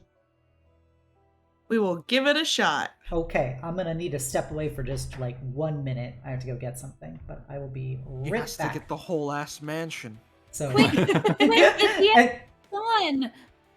entertain the masses while I'm briefly gone. All right, chat. Tell us your favorite headcanons about our group so far. Yes, tell us. Oh Give my us god. give us RP material that we don't have to make. Give us your head cannons. Give us everything. Yeah, headcanon. Drop the What do mage. y'all theorize about us?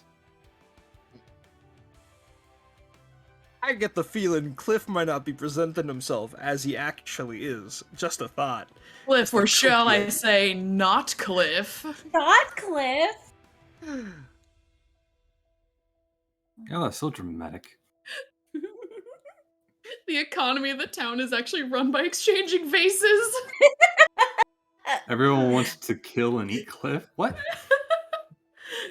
I mean, to be fair, What? only human for miles, right? So, only Look, chance just you're gonna because I'm the taste some- same color does not mean I taste like cotton candy.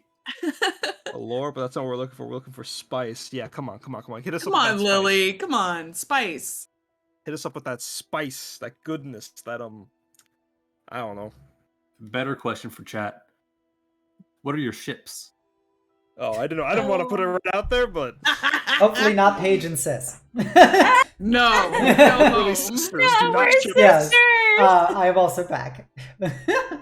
Oh wait. Oh yeah. By the way, Obsidian, is there a fan art tag for this campaign? in No, general? 'Cause, I typed that there is not one yet. She can just use the tag of the campaign, which is #Eberron ALW. Okay. I I'm typed sharing it fan art like in the below her server. message, but Okay. Apologies.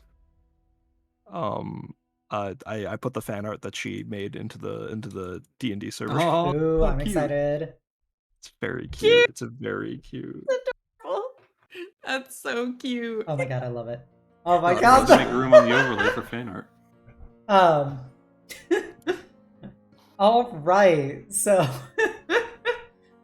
that's so adorable. Thank you, Luna. It is amazing. I am going to quickly save it so I can upload it here.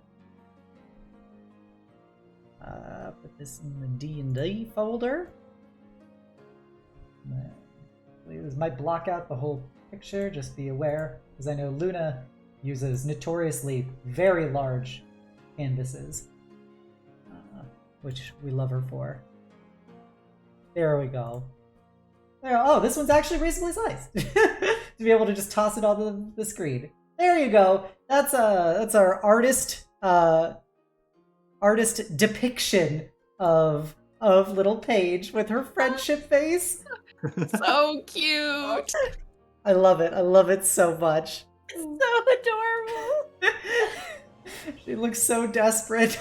She's really trying. She's really, really trying. Friend I'm face. sorry for accusing you for child kidnapping. Please I got have you, this Luna. expressive vase. Well, I appreciate Luna. I can't wait to see the full art. But yes, I hope you all enjoyed little Paige with the friendship vase. Thank you so much. Be sure to check out Luna. She is a very good bean and a very good artist.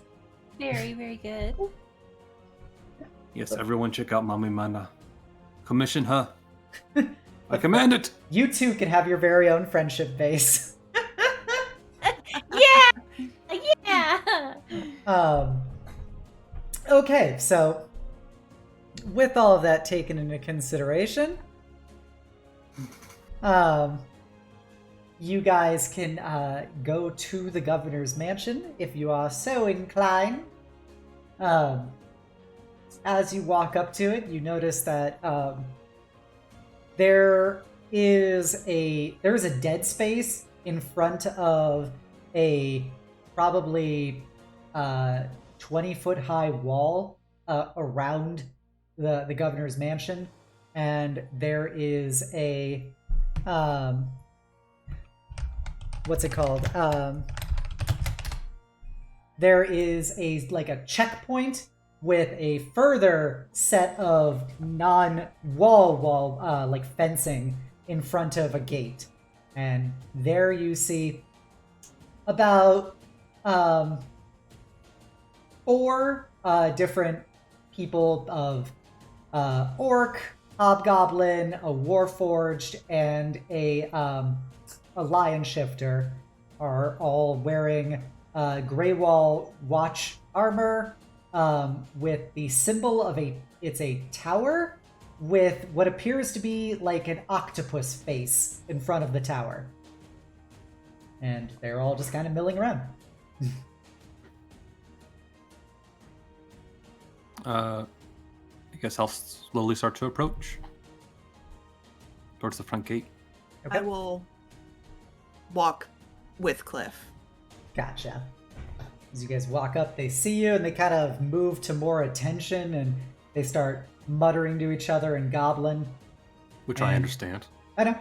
They're just muttering to each other like, oh, look at this. It's the fucking foreigners here. And the Foreigners who speak your tongue.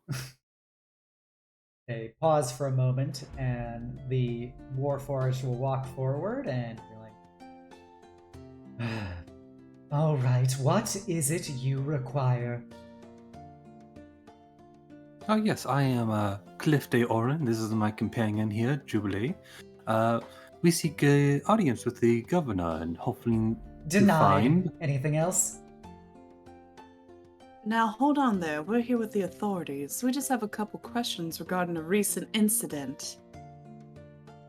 I'm sure that your masters in the international settlement did not tell you this, but nobody sees the governor. I am Nobody? not just anyone. I don't know if you realize this, but I said my last name was de Oren. Nephew of the Grand Holder of the House. And I'm it sure is- they can make a small exception. And I'm sure that you can be aware that in light of the current security landscape of Greywall, that any meetings with the governor are strictly forbidden under order of Captain Venomspite. A character. Orphan and the governor the same person? I think. Sorry, what'd you say? Are Orphan and the governor the same person or no? Sorry. No, No, they are no. not. They work together though. Yeah. Oh, okay. And we're here Orchid to is see an Orchid just to envoy. make sure. Is an envoy of somebody known as Daughters, or some people known as the Daughters. The governor is simply known as the governor, and he runs the Okay. town. But nobody's ever seen him, really. But we came here to talk to the Orchid, right? To Orchid. Correct. Yes. You came to talk to Orchid. That is correct. Yes, just making sure. We simply wish to talk to a person who works here, and we hope to introduce ourselves to the governor. If that is not the case, then you can at least allow us to look for the person we came here for. Jubilee? Yeah, see, we are not actually here to bother the governor, so to speak. But we are looking for someone. I'm sure you know the name. We're looking to speak to Orchid. So if you can just point us in the right direction, we'll get out of your hair real quick. I'm going to give you a courtesy, and I'm not going to waste our time or yours. Orchid isn't here. She left town days ago. How many days? Shortly after the festival. Insight check. Yep. Can I guidance myself on that? You're gonna cast in front of them? It's not really... I don't have to, like, wave my hands or anything for that. Guidance is literally just... Oh, There's it's a verbal and... and somatic. Yeah, that was on that. So you are I know waving it's your waving. hands and saying something. Okay, I thought it was just verbal. Never Yeah. mind then. Insight. With the +1 to it. Yep. That's a 12. They appear to be just telling you frankly. Orchid is not here. Orchid left. Y'all know where she went? Probably to go back to the Daughters. I don't know. That's above my pay grade. Do you guys know any more information about Orchid? Any other leads we could follow up on with her? No. Do y'all have kids? As you say this to the Warforged. Family is family, okay, God? You know, it could be adopted, for all I know. Wouldn't hurt checking. Listen, there's some kids, some people who are being caught up in something much bigger than they should be, and their lives are on the line. I know you're busy with work. I know you're very strict orders not to let us talk to the governor. That's not what we're here for. I don't want to make a scene or anything, but we're trying to find these kids before something bad happens to them. If you know anything that could help us, anything about Orchid, anything about the kidnappings. Trying to help. The Warforged is about to say something when the Lion Shifter comes up, and he does not look very pleased as he's about 6 feet tall, and he looks down at Cess and just kind of snarls. We're doing everything we can to find those kids, and at this point, we think that the only place that those kids can be left is in your people's territory. So we are going to get those kids once this timeline is fucking over, and you can best be prepared that we will not leave any stone unturned in your fucking enclave until we find them. She like digs into her ear and like pulls out some earwax. Did I hear that right? Did you say your people? Did you just say your people? Because I don't know if you noticed, you big pile of fur, but we have ears. We're shifters too. I don't give a damn about this enclave shit. I am just trying to find some goddamn kids before they lose their goddamn lives. All right. So you keep that your people talk to the garbage where it belongs. Because right now there ain't no lines between you and me. You're a person, and I'm a person, and like you, I'm assuming you give a damn about these kids. So maybe cool your jets and let your buddy finish talking. Paige, her hands on Cessa's shoulder, like slowly backing her away. The lion starts to growl and begins to roar when the orc and the hobgoblin go up, and they kind of also put their hands on his shoulders and kind of pull him back. I feel like you would have mentioned it, but I gotta ask because you said 3 gashes across the face. I would have 100% told you if that. Yeah, if that I was. figured you would have, but I had this is a full-blooded orc. Okay. He's a big fucking dude. And so they pull the lion back, and the Warforged goes, all right, enough with the pissing contest. We've made ourselves clear. We're trying to find them. We're just waiting for Venom Spite's word at this point to go across those walls. If we had something, we would have already moved over there.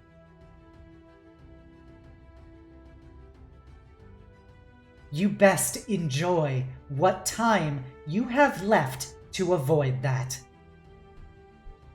I just want to add one more thing. Were any of y'all like this? When you say investigate, did Venom Spite have another group of investigators investigate, or were you all personally involved in looking for clues?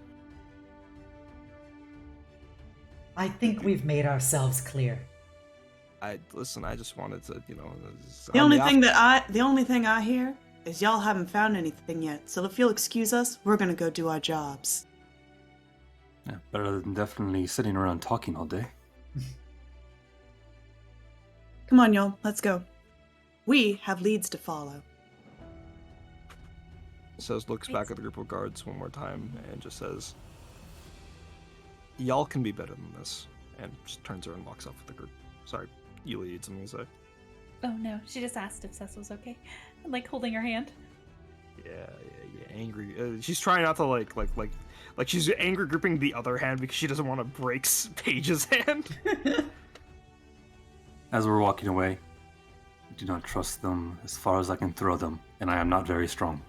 I think a word with Venom Spite might be in order, if we can arrange it. I'm also curious what they're trying to stop us from getting in there to do. I mean, Governor, probably a high-profile person, but Olga's not even there, so we weren't trying to get in there. I think they were just trying to piss us off, waste our time. Unless they're lying. Yeah. You could always go in and look. We're talking about a B&E. Wait, out of character, how many days are left on those kids? About expiring? From two more the days? time it is one full day, because on the afternoon of the 3rd day, Venom Spite's gonna come. Okay, alright. So All right. You have the remaining half of today and then half of tomorrow. If I we're could scout the area, you could say. go in invisible, sneak around, look around. If I see anything, I come out and tell all of you. And if it's something important, then we B&E. All right. I think that's fine. I'm not wholly confident we're gonna find anything in there unless it's pertaining to this orchid. But if you feel comfortable, if you feel, safe enough to do that, you just get back real quick, all right? Don't waste our time, Kliff. She's gonna cross her arms. Look away very, very soon. Baka. I think you've learned by now that it's very hard for me to stay away from you. And I turn invisible. Damn. Oh, Okay, so you're going invisible. What is everyone else doing? He was doing the scout thing, right? I mean, we could... We shouldn't linger too close to the property. They might get a little... right. They're already a Suspicious. little upset with us. Is this the only entrance into the governor's house, God? God. God? Yes. That's what the DM is. Yes, this checkpoint Destiny before manifest. the wall is the only entrance. I mean... Do you think anybody would be walking in and out of the governor? I mean, we got turned away, but we're just regular jobbers. But, deliveries, other important officials might come by. Do we want to, scope out the entrance while we're waiting, see if anybody else gets to go in for free? We could. That's not a bad idea. We'd have to do it, quiet-like, which I'm not. It pains me to say I'm not skilled in anything, but that is not an area of expertise for me. I could have thought neither. So, I'm pretty okay with this. Says the girl who rolled the nat one last time. I know. I have to pick it up. I have to pick it up. I really don't know what else we can do while waiting on old Kliffy. What do you want to do? You know what? We could ask at the local businesses, see if they've seen anybody come into the building recently. Maybe a certain orchid-looking fella. Yeah? Yep. Do that. It would also help at least have one person making sure that if something does happen to Kliff and there's commotion, we'll be able to help. True. Jubilee, listen, you know Kliff the best, right? Which of us three here do you think is the best for his escape route if he needs it? It's hard to say. I don't know much of the security details on the ins or outs of this place. I'm inclined to think it'd actually be you, Sis. Sort of burst in, grab him, get the hell out kind of situation. That I can do.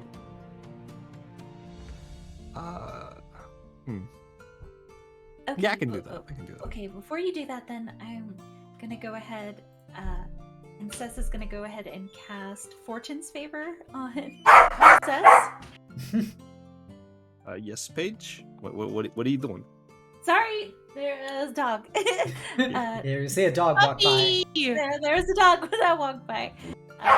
She is going to There's a feisty pancake of a lad. feisty Says is growling. Seth just Says is barking. growling. I try to mute as fast as I can. I'm so sorry. No, You're good. It happens. Dog. Okay. I'm casting Fortune's Favor on my sister. Okay. What that do? It should show up on the. There we go. Ooh. So I impart luck on you. So it's basically a reroll. Yep, for 1 hour you get a reroll. It says it consumes the 100 gold pearl. Oh, Woof. do we have a one? Oh, did you buy one with the extra gold at the start?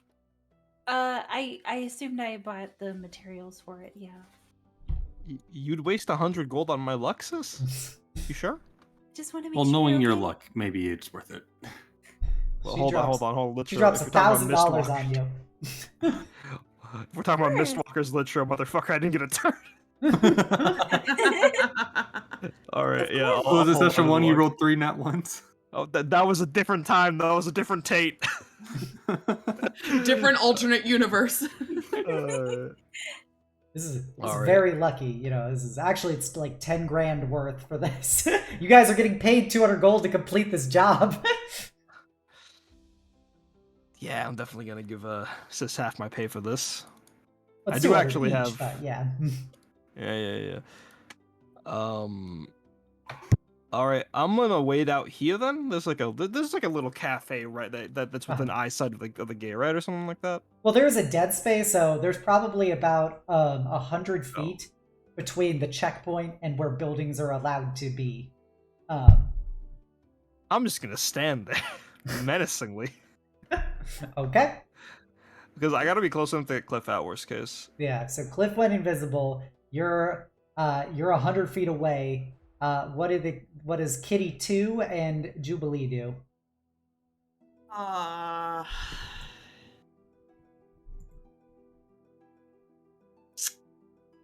There's that idea I mentioned about know- asking to see if anyone wants to see Orchid. Yeah, the centaur I was talking to, Yeah. she said Orchid's stand was close to the butcher's, right? Yeah. I might retrace my steps and go back to the butcher shop Okay. and ask some questions. Okay. So you're gonna do that. What about Paige? Paige the mage. Paige the mage is kind of hanging around the outside of the mansion, not really trying to draw any attention to herself.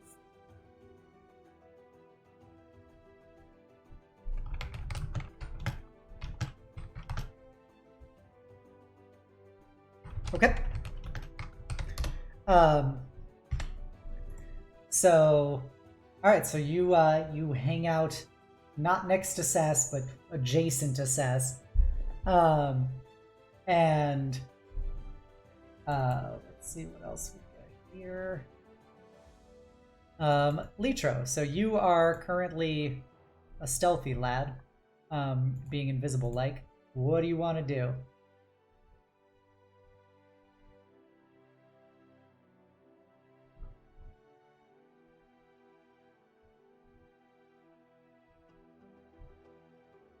Hello? Kliff, you there, Litro? Sorry, my mic was muted. Yeah. Is there enough space for me just to walk right past them towards the door, or do I need to Well, the climb gate's a wall? closed. They're standing in front of it. The gate is closed. So it's basically, there is a checkpoint with like fencing that's closed, and then in front of that, behind that is actually like big hard wooden doors that are closed. So this is like this is where you meet somebody to have the chance to get inside the walls. Does any of the part of the walls look climbable at all?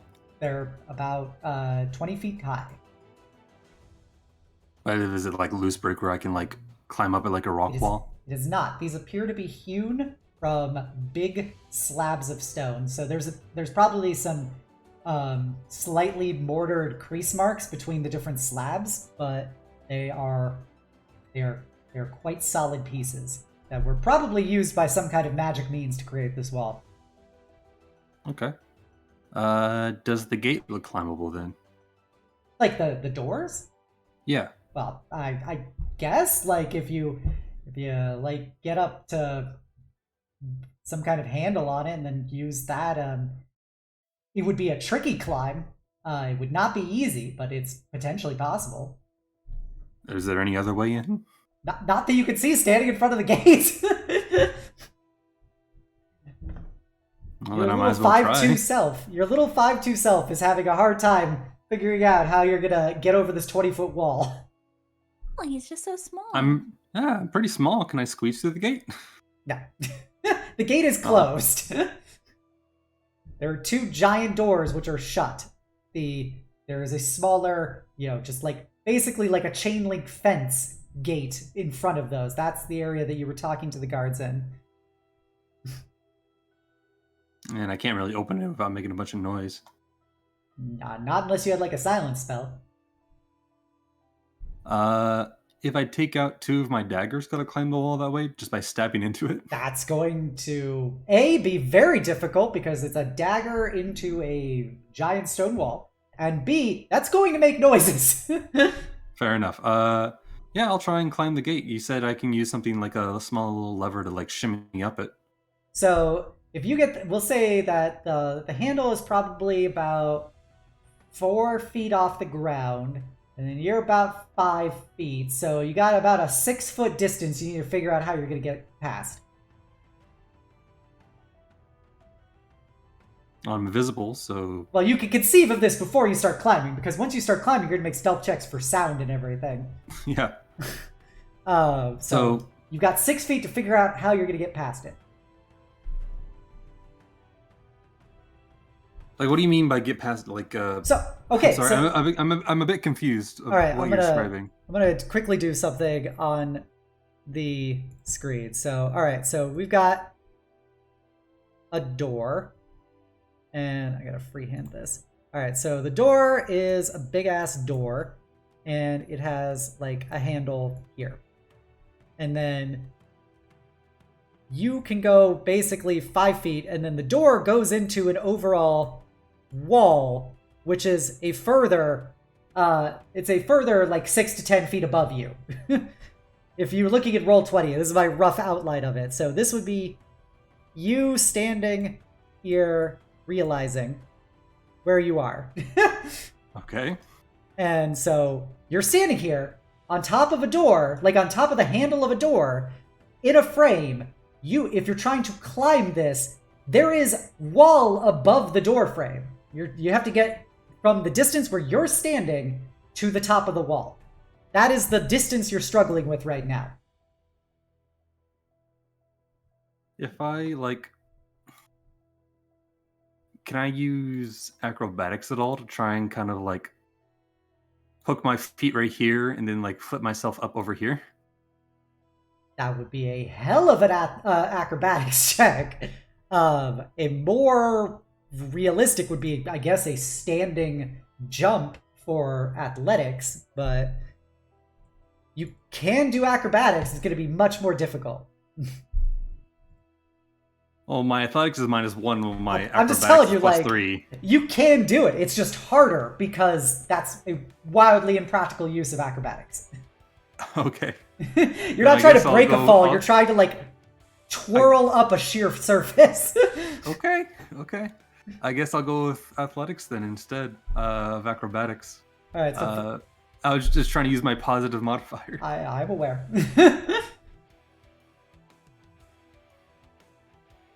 All right.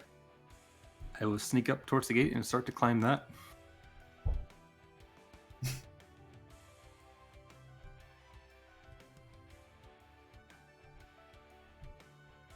Are you rolling? Do you want me to roll stealth check? Yeah, you can do your advantage stealth for visual stuff first, and then you can do your athletics. That's a mod 20 for stealth. Yeah, you're fine. They're not going to be looking at you to notice it. All right, so now you do your athletics, and depending on what you get in your athletics will determine the difficulty of the corresponding stealth roll as you somehow jump this. Okay. That was a 7, turned down to a 6. Okay. Make a stealth check, not an advantage. Okay. That's another mod 20. Okay. You managed to catch yourself using your acrobatics as you fall off this door. But you make minimal sound as you fall to the ground. It's only like a 7-foot fall because you're just jumping off of your point because you just did a really shitty jump. I guess let's try again. Okay. Another athletics then? Yeah. Okay. It was on a 19, then it rolled over to a 3, so a total of 2. Yes. Now make that stealth check again. All right. 12.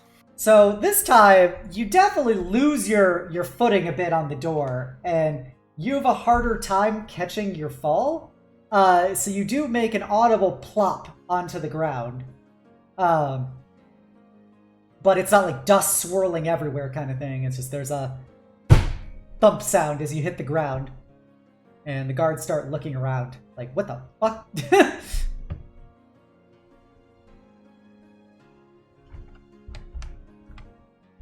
Okay, I have a new idea.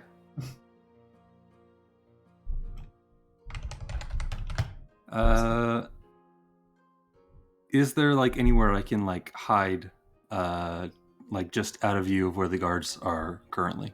If you leave the guard area, it's hard as because the wall curves around the area. You'd have to go a fair amount of distance to get to basically where the wall would curve in a way that you'd be out of a potential peripheral site.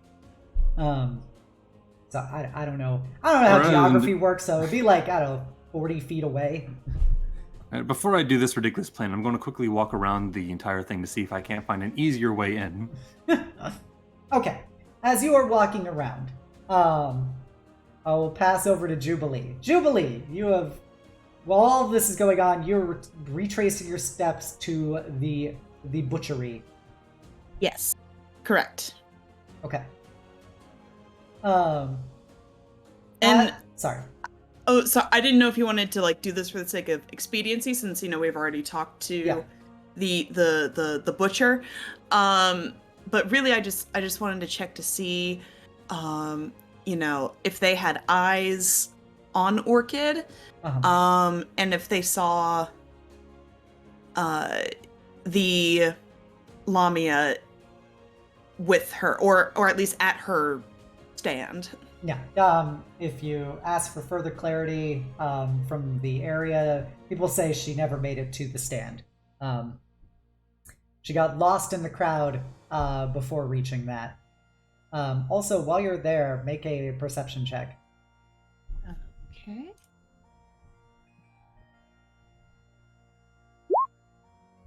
That is a 5. Nice. All right. So yeah, you don't see anything, but yeah, they can tell you she never made it there. She got lost in the crowd.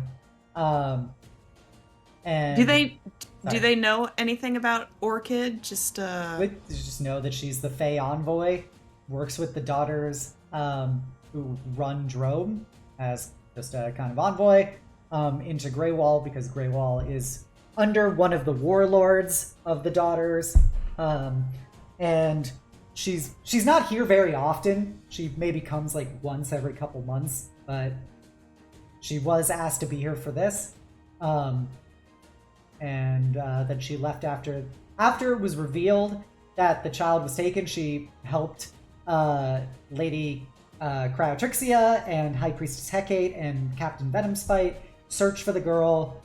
They could not find her. Shortly after it was determined that there was nothing else they could do, she left town. Okay.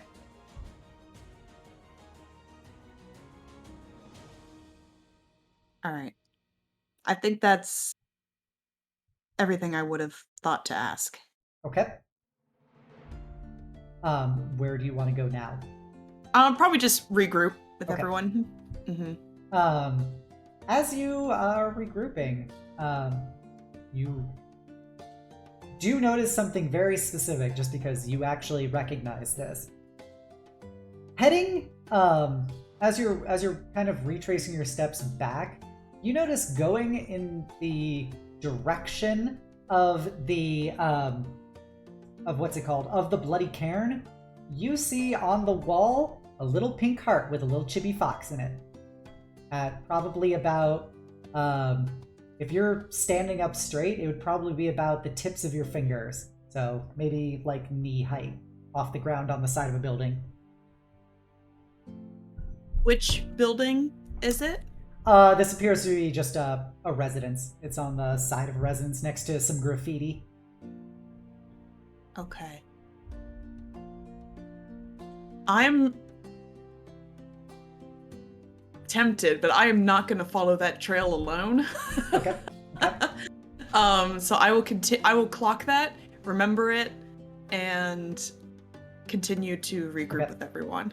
Alright, so yeah, it'll be a while for you to come back, just because it's 20 minutes to get to the square and 20 minutes to get back. So we've got 40 minutes of Kliff looking around the wall. So one of the things you notice as you are looking around the wall, there do appear to be the opportunity to make Arcana checks. Kliff. Okay. That's an 11. Okay. You can identify that engraved into the walls appear to be arcane runes at various points along the wall, which you can recognize are magical in nature. So perhaps there is some kind of spellcraft as a part of these walls. The specifics of which you can't really remember, but you can tell that these walls have been enchanted in some way. Okay.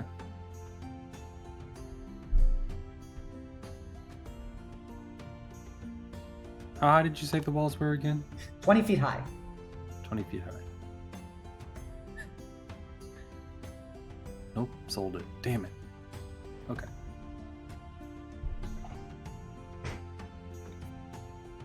Are there any buildings like close to the wall at all? No, it's 100 feet clearing around the wall Damn. as a safety dead zone.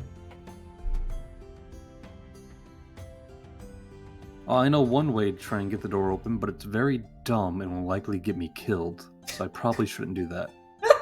What a ringing endorsement of of it. All right, now I want to at least hear what this plan is. Please don't kill yourself.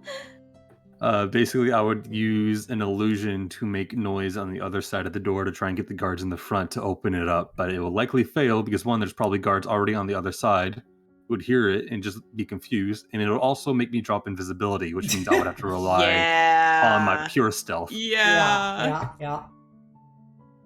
Not a great plan. Not a great plan. So rather than doing that, I think I will regroup with the party and just tell them that I can't get in at all. Okay. I don't have the muscles. You're too weak. And God doesn't want me to do flips. You know, if you could do a standing backflip off of basically like a 4-inch gap on a door, I would let you do it. But I don't feel like that's acrobatics for this. Acrobatics, you can perform acrobatic stunts, including dives, rolls, somersaults, and flips. That is, I would say, too impossible a feat for you to pull off. That's why it's an athletics check for a standing jump. I'm just going to go ahead and roll it for fun. It will mean nothing, but I'm just going to roll it for fun. Natural 20. Oh my god! Oh, what a wasted natural 20. What a wasted natural 20. Speaking of things wasted, since I basically did nothing, can we just sort of like undo the spell page cast on me, or is that? That's fine. That's fine. Okay. Take your. Thank you, God. The orb. Thank you, God. I didn't want to tell you it was gonna be a waste of money, so that's fine. Thank you. I should have done the flip to flips. All right, so after about 40 minutes, nobody seems to be going in, but Jubilee does return. Well, anything? We were very successful. Oh, was that? I've just sort of been standing here. Kliff, did you find anything? I was waiting for the DM to say I returned because she No, said it was Jubilee 40 minutes returned. later, so I assumed Okay. you returned. Yeah. Like, your whole exchange maybe took about 10 minutes for you to pull off. Yeah. As soon as they ask, I like snap my fingers and I reappear. Couldn't get in. Wall's too high, and I think there may be an alarm spell around the wall, so even if I dig it in, I might have triggered something. Right. Well, I'm starting to think this whole orchid thing is not quite the lead we thought it might be. I went back to ask around, at some of the shop vendors who were in close proximity to Orchid's stand during the festival. They said the child never made it to her. She got lost in the crowd. She was not seen it with Orchid. So... This whole thing is still rubbing me the wrong way, though. Do not like any of this. I think we need to inspect these gods a bit closer. Well, maybe not these gods, but their commander. Would you say his name was, God? Captain Lilith Venomspite. Captain Venomspite. Yeah, this whole Venomspite character is starting to... I don't know. Something just seems off. And Bite you? if anything,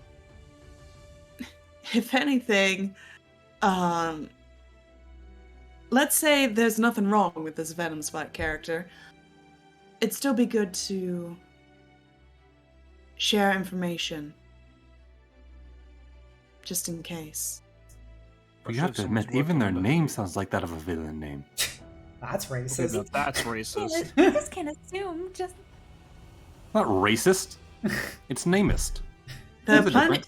There are plenty of people who say that your family's name is a villain's name, Kliff. So Oh, capitalism let's not was be the a real little- villain. let's not be too judgmental here. You There's a guys, difference between Orin and Venomspite. you do know that Venomspite's barracks / office is inside of the governor's mansion. Oh. Just to be clear. Well, shit. Well, shit. Oh, Venomspite, we spoke to them at their office, right? Like outside of the governor's. You have not talked to Venomspite. No, we don't know Venomspite. Oh, we talked to some. Right. Yeah, all you've done is hear about Venomspite. the notorious, yeah. Yeah, she is the hard-nosed guardian of this town and the voice of the governor. Who was the person we talked to when we entered this town first? The one who gave us this information from the House of Finding? The first guy you talked to, or the first person who gave you the briefings and stuff was Erlock Kronzahar, the chief inspector of House Thrash. You know, I wonder if we can get into that house through the sewers.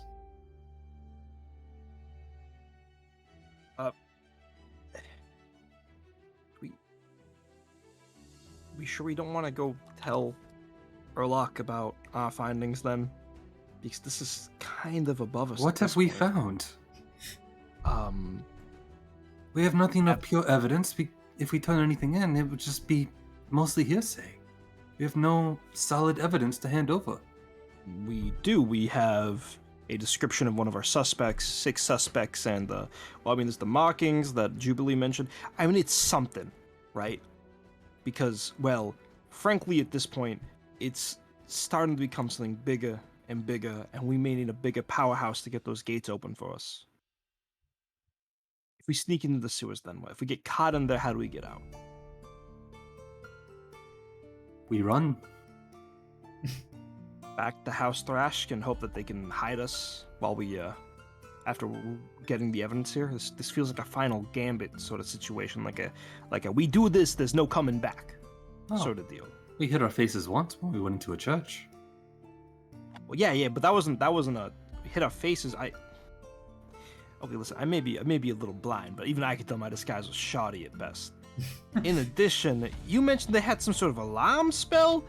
What kind of other magics do they For the think I- wall. I don't know about the rest of the house. What about inside the resident when we get inside? Because I'm assuming you don't want to just spend your time in the sewers. You want to go into the building, right? Yes, that would be the goal. I know. Crazy idea.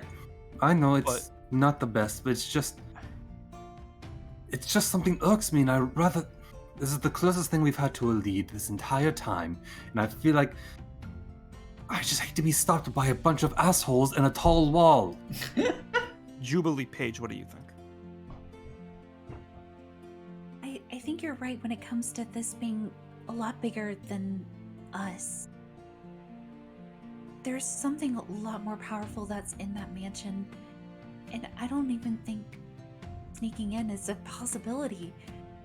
I think regrouping with what we have, with the information we have, trying to form more allies, and seeing if they have more information, that might help us.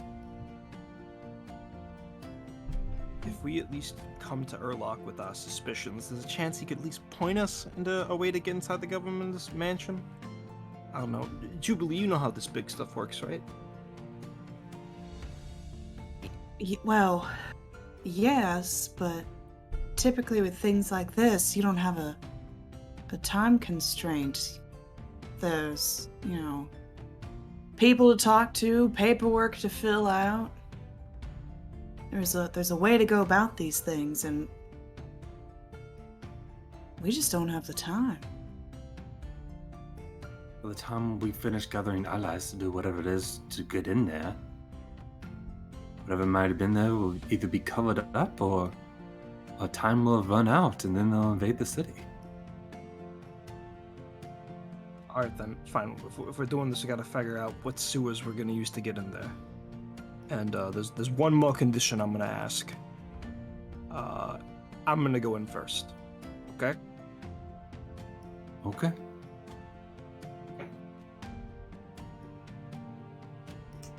Alright, now, how are we gonna get into the sewers? Think that far? Do we know where the holes are?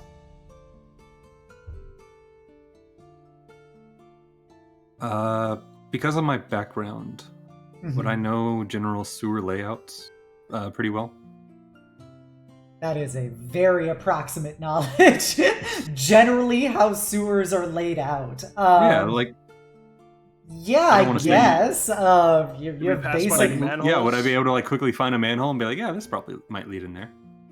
Yeah, you can find... They don't really have straight up manholes. It's more of specific gate access points throughout the city, because you can only imagine that the sewers of a city with denizens such as this, you could only imagine what lives in there. So it is something that's not just it's not like you're just going into a fucking manhole in Sharn. It is a bit more of a process, but you can find them.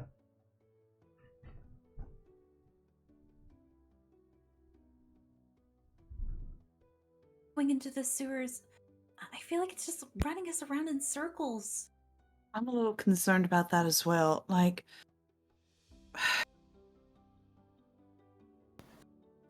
I want to feel like we're doing something and we're moving forward.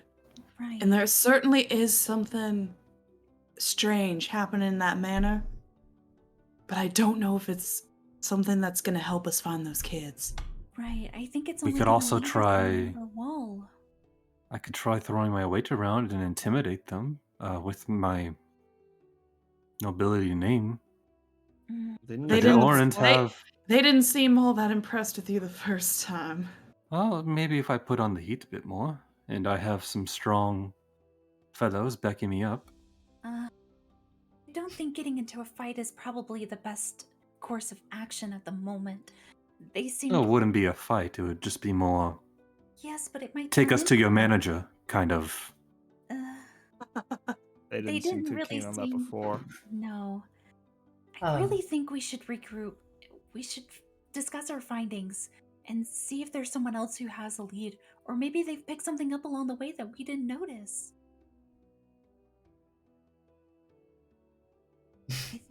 I hate to look like I'm walking away with my tail between my legs, but I think I agree with Paige on this one. It's in there. They don't want us to know, and maybe it's something a lot bigger than this, but maybe it doesn't have anything to do with the kidnappings anyway. It just might have something to do fundamentally with the place that we're in. I mean, there's still a lot of questions, but I think We we're asked to being- I will speak to the say- governor, but could we at least... I will We asked to say, speak to the governor, and they said no, but if we asked to speak with Venom Spite, perhaps they'll let us? maybe, but As you guys are talking, you see, coming from around the corner of some of those buildings, you see your trusty one-eyed tiefling, Xavian. He's got some bruises and stuff on his face and, like, arms from last night. But he comes up and goes, "Oh, thank God, thank the six. I was looking for you guys everywhere. I don't know what you did, but, like... You're the bartender. Yeah, but I wanted to find you all because after last night, I thought it'd be important to tell you, like, I don't know what kind of favors you called in, but getting that crazy bitch, like, taken out, like, nice on you." What? Taken out.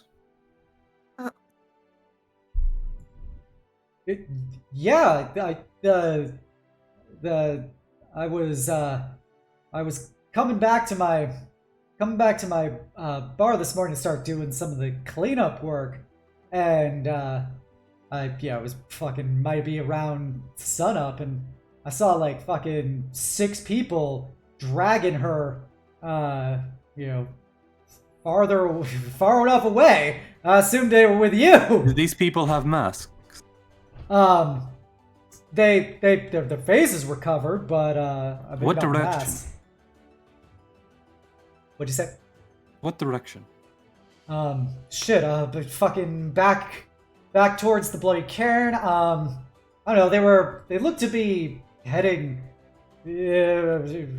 east from there. What is east from his location that's of importance to us? Well, east from the bloody cairn would be going towards the wall, like the wall that separates the International Enclave from the city itself. Was this like... Did you just see them drag him off, or was this earlier? No, I saw it this morning. I heard you guys were walking around town again, so I was trying to find y'all, but you were moving around everywhere. thank you. If the trail's still fresh, we might be able to still find them. I meant to mention, it didn't seem important at the time. I saw her calling card on a building earlier on my way back to you guys. Which direction? I can show you if you want to head that way. Okay. direction Let's do that it. the tiefling told us they were heading previously, or? Oh yeah, DM. Yeah. Where I saw the pink kitsune mark. Yep. Is that about the direction that That is... he is See, describing? You didn't... That would be actually to the west, but he just says he saw them moving in front of it, To so the maybe east. they could have moved from west to east. Who From knows? there. Okay. Let's see if we can't find this trail and then track them down. Wait, Alright. just to be clear, the only thing east past of the tavern that so far matches up for their case is the governor's house, right, Obs? What'd you say? Sorry. The only thing east of the tavern that matches up with our case No. is the governor's No, house. the governor's house is north of the tavern. Oh, The, She said the wall. The enclave wall. So The this is a enclave. city of a lot of walls. The place is called Grey Wall, after all. So there's the big wall that surrounds the city. There's a smaller wall that surrounds the governor's mansion, and then there is a wall dividing the international enclave from the rest of the city. Walls within walls within walls. Yeah, well, let's go find this trail of them dragging her away and see if we can't follow it back to wherever they went. Right. So, I guess I'll lead the way then.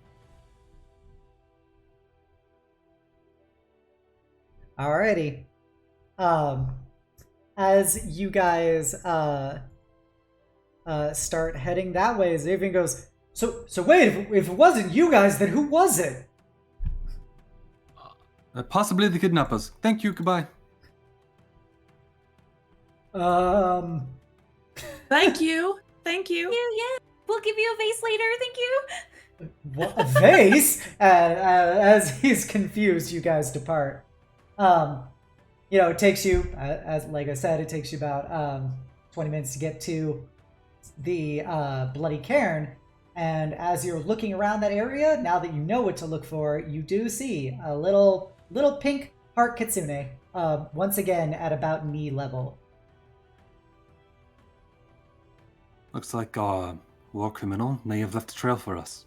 They are magical, so you know. Going to go ahead and ritually cast Detect Magic to help me locate these as we keep going. Oh, Either she did or someone wants us to follow. But either way, it's a lead. It's a trail. Yeah.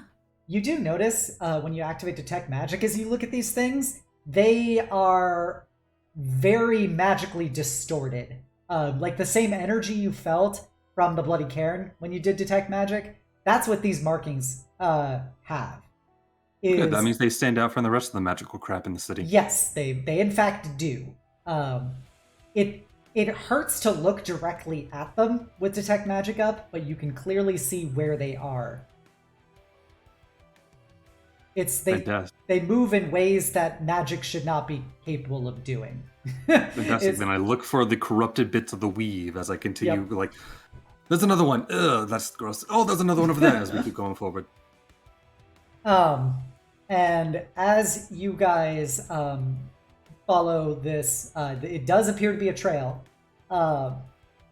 And then you see that the last marking is smack against the wall. The Enclave wall. The Detect Magic, does it show any like outlines of a hidden wall? It does not appear to be a hidden wall. People can make perception, investigation, or survival checks. One of the three. I'll roll investigation with guidance. I will also roll investigation. Yep. This? Actually, no. I'll aid Jubilee and give her guidance because she's probably better at it than me. Okay, so you have advantage, Jubilee, plus a d4. Oh boy. Oh boy. Ooh, okay. Spicy. Nice. Add a d4. Well, it's not needed. She succeeds, but... Oh, 24 altogether. She succeeds more so. Yeah. As you're looking around, you do see an area where it is not a hidden wall or anything. It appears to be like a drainage grate. Maybe about like waist high in the wall that has like bars and stuff in it. But as you look at it, these bars look pretty worn out. And as you're doing an investigation looking at them, you could probably remove them with a little bit of care and time. Or elbow grease. Oh yes. I'll just point out to the group and be like, this looks like as good an entry point as any. And I'm gonna try to... look over at Sis and be like, you said you wanted to go in first. Yep. Says walks up. I'm going in. If that's not clear enough, Obs, I'm going in. All right, so you can remove the bars pretty easily, and when you remove them, you are in a massive warehouse area. Not like there's like lots of warehouses here. If the people follow behind you, Kliff is able to recognize this as most places that are lightning rail adjacent have warehouses for various merchants and tradesmen. And you can basically they would store goods and stuff there. And because you specifically work for House Orion, you know that each warehouse will be manifested to a different, or will be manifested that you could look up if you go to the House Orion station and stuff. But yeah, there are just dozens and dozens of warehouses here, since this is mostly a trading enclave.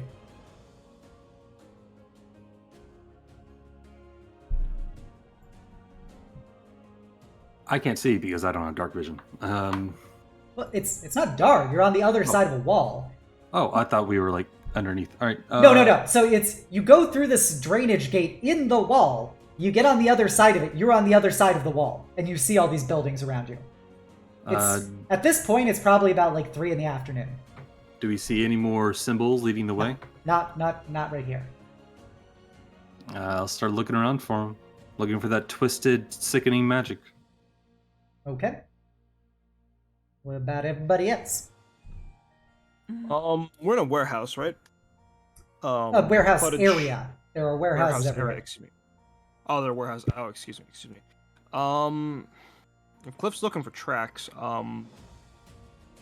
says isn't particularly sure what to look for, so I'm just gonna be in general perception duty for the party. Okay.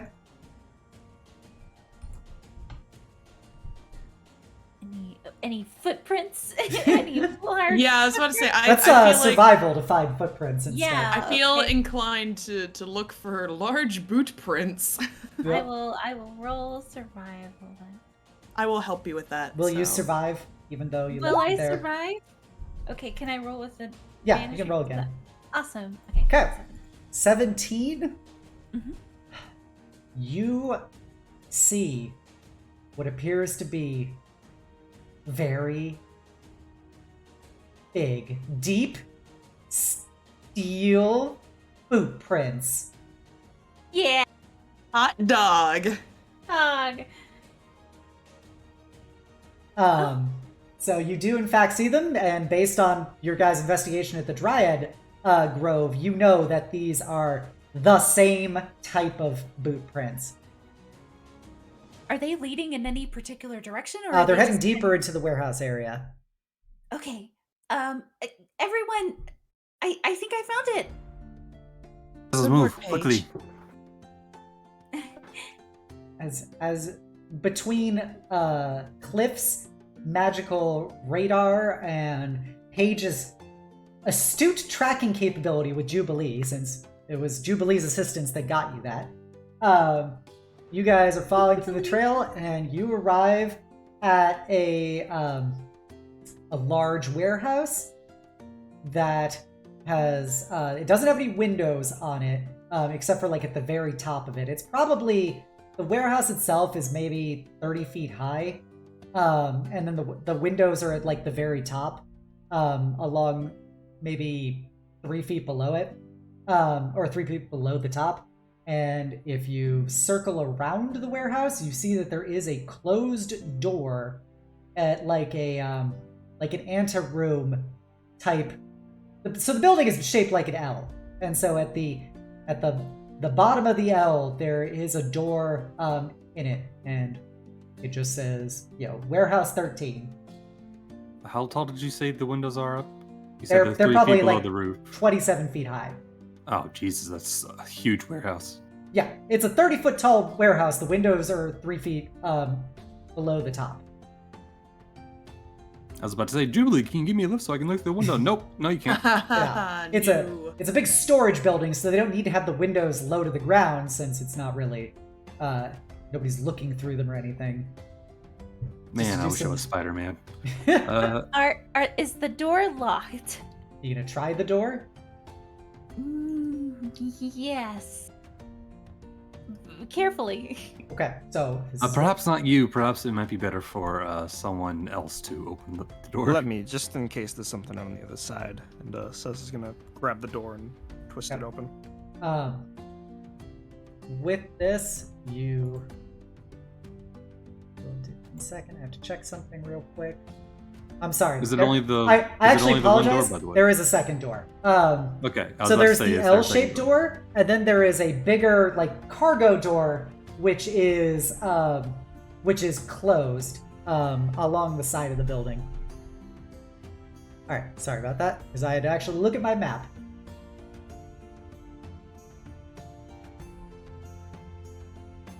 And So we still going through this door, or do we want to try the other one? That's a cargo door. If you open up that cargo door, everyone inside this building is going to know we're here. Mm-hmm. So we should use the other door. Right, the other door. Just making sure. Alright, sorry about this. 1 second. Oops, I exited out of the wrong thing. Help. Oh no. Oh, no. Oh no. The Give me one team's moment. lost. Give me one moment. I exited out of the wrong thing. My beat. I had to re-sign into Roll20. Yeah.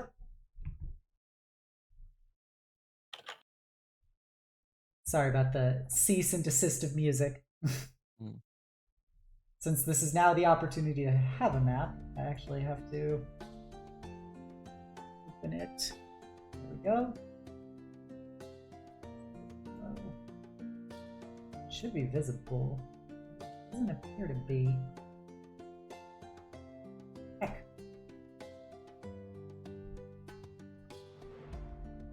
There we go. We have a map.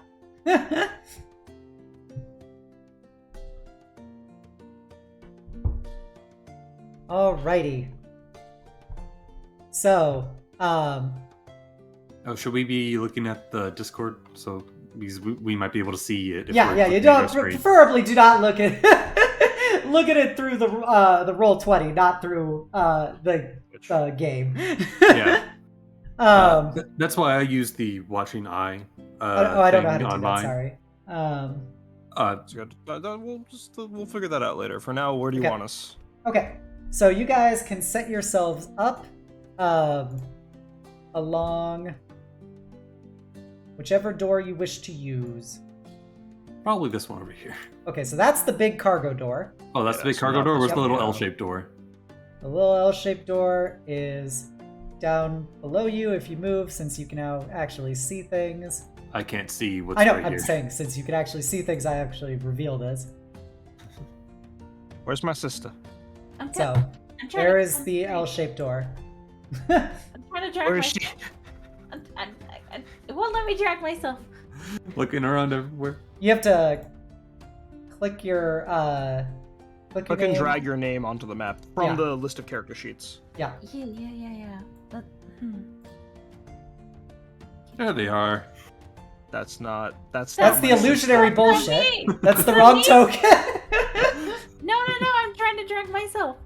It's not letting me drag you- it. Do Do you want have to control of share? it? So I can see. I don't. If I drag it out, she won't have control of it. So she wait. has to click. Oh, I your- got it. Yeah, click the word Yulia. I There we got go. it. Got it. I'm not dumb, I swear. Where is she? Okay. That's my stick. But yeah, so there is a door there. So who wishes to open it? Me. Me. Okay. Me. So move I've yourself been up. waiting. You open the door.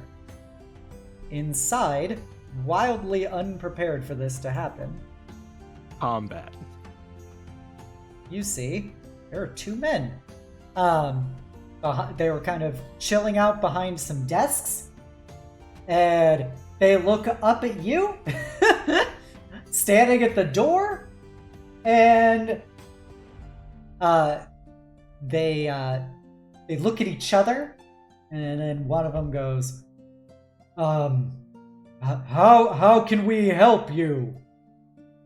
So this is gonna just walk in. What do I see? Reveal to me, DM. I'm allowed to walk in, right? They're not gonna, It like, appears to be the office of a warehouse, and there is another door that is closed right here.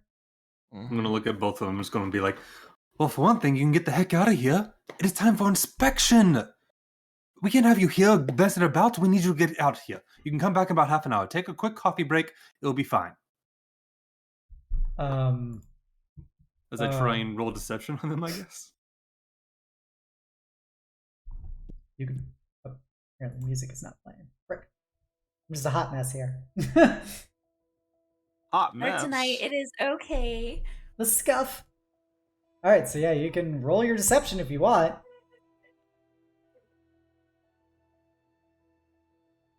That's a 15. They go, yeah, we already talked to the inspector, so... Yeah, you talked to the inspector for the warehouse. I'm the inspector for the lightning rail. If you haven't seen, I flashed my Deorin badge.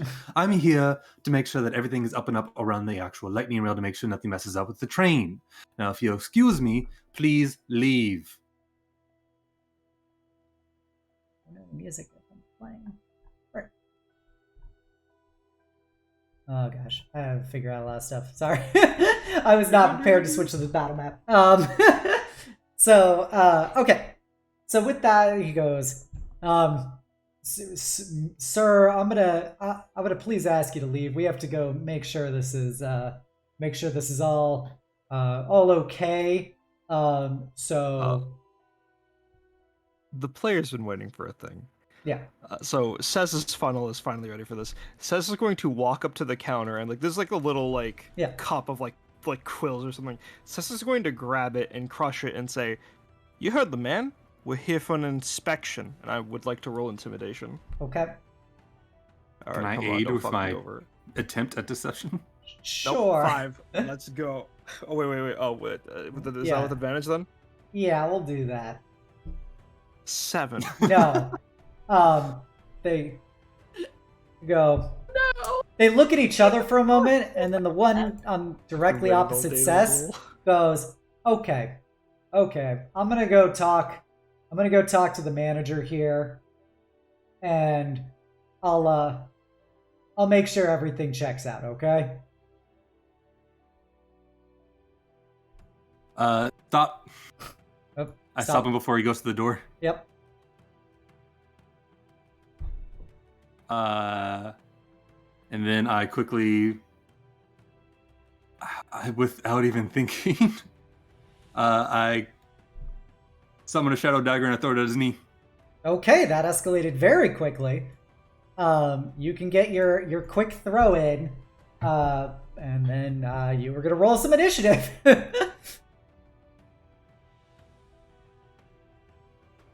Whoops. I don't have shadow dagger as one of my things. What? The easiest thing is cheating. It just acts as... Okay, so it's the same as a dagger.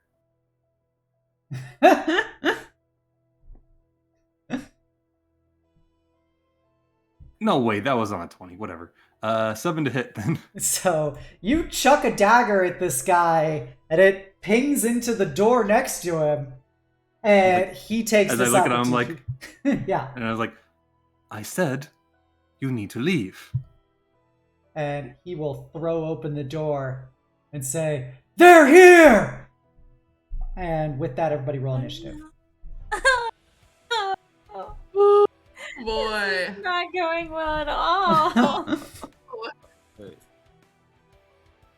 I knew if he was going to go through that door, they were just going to be like, "Oh, time to leave," and go through the other door. Hang on a sec. My first roll, 5. I'm still stuck on that. Sorry. Okay. All right, everybody. I think this we set up for the impending combat next time. Okay. I think this is at a pretty good place to end. We're at 3 hours. They have just popped open combat. There's a guy with a knife in his foot. Well, it's a knife next to the door because It's next to his foot. No, it's not even there anymore, by the way, because I used my shadow dagger. Yeah, My so shadow dagger it disappears as soon as I disappears throw into the it. door. Oh. Oh. It was just like a bit of blackness that just faded away after I tossed it. When we just got rated as we're about to end. Yep. Well, welcome, Cross. Happy to have you. Yeah, so what a turn of events. All right, thank you so much for the raid. All right, you did the raid for them. All right, so I think that this on this cliffhanger, we will end things for tonight. The plucky group of adventurers continued their investigation and have followed a trail left for them by a foxo and have now initiated combat with some random strangers in a warehouse. So what's the We're worst that clearly could happen? working for the bad guys. What's the worst that could happen? All Hey, right, we could have been everybody. wrong. I hope you all are. I hope you all had fun tonight. I was 90% sure these were like part of the smugglers. They were just acting as guards. I hope you all had fun tonight. If you look at the exclamation point players, be sure to check out all of the incredible players here's Twitch pages. They're all amazing streamers and VTubers in their own right. Also, if you want to watch the previous episodes of this as well as the as this episode, as soon as it is uploaded, go check out the exclamation point D&D YouTube page. It's called Waifus and Warriors: A Knight's Tale. Be sure to go check out those and see the wacky adventures as we now head into Mortal Kombat. Also, if you haven't done so already, please give us a follow here on Twitch. Give a sub over on YouTube, a follow on Twitter, and you can join my Discord, the Eternal Citadel, and be a part of my incredible community. Thank you all so much for playing tonight. I hope you guys had the most fun. And It's a great time as always. Our party just rubs our collective 4 brain cells together, and look where we are. We rubbed them too hard at starting a fire.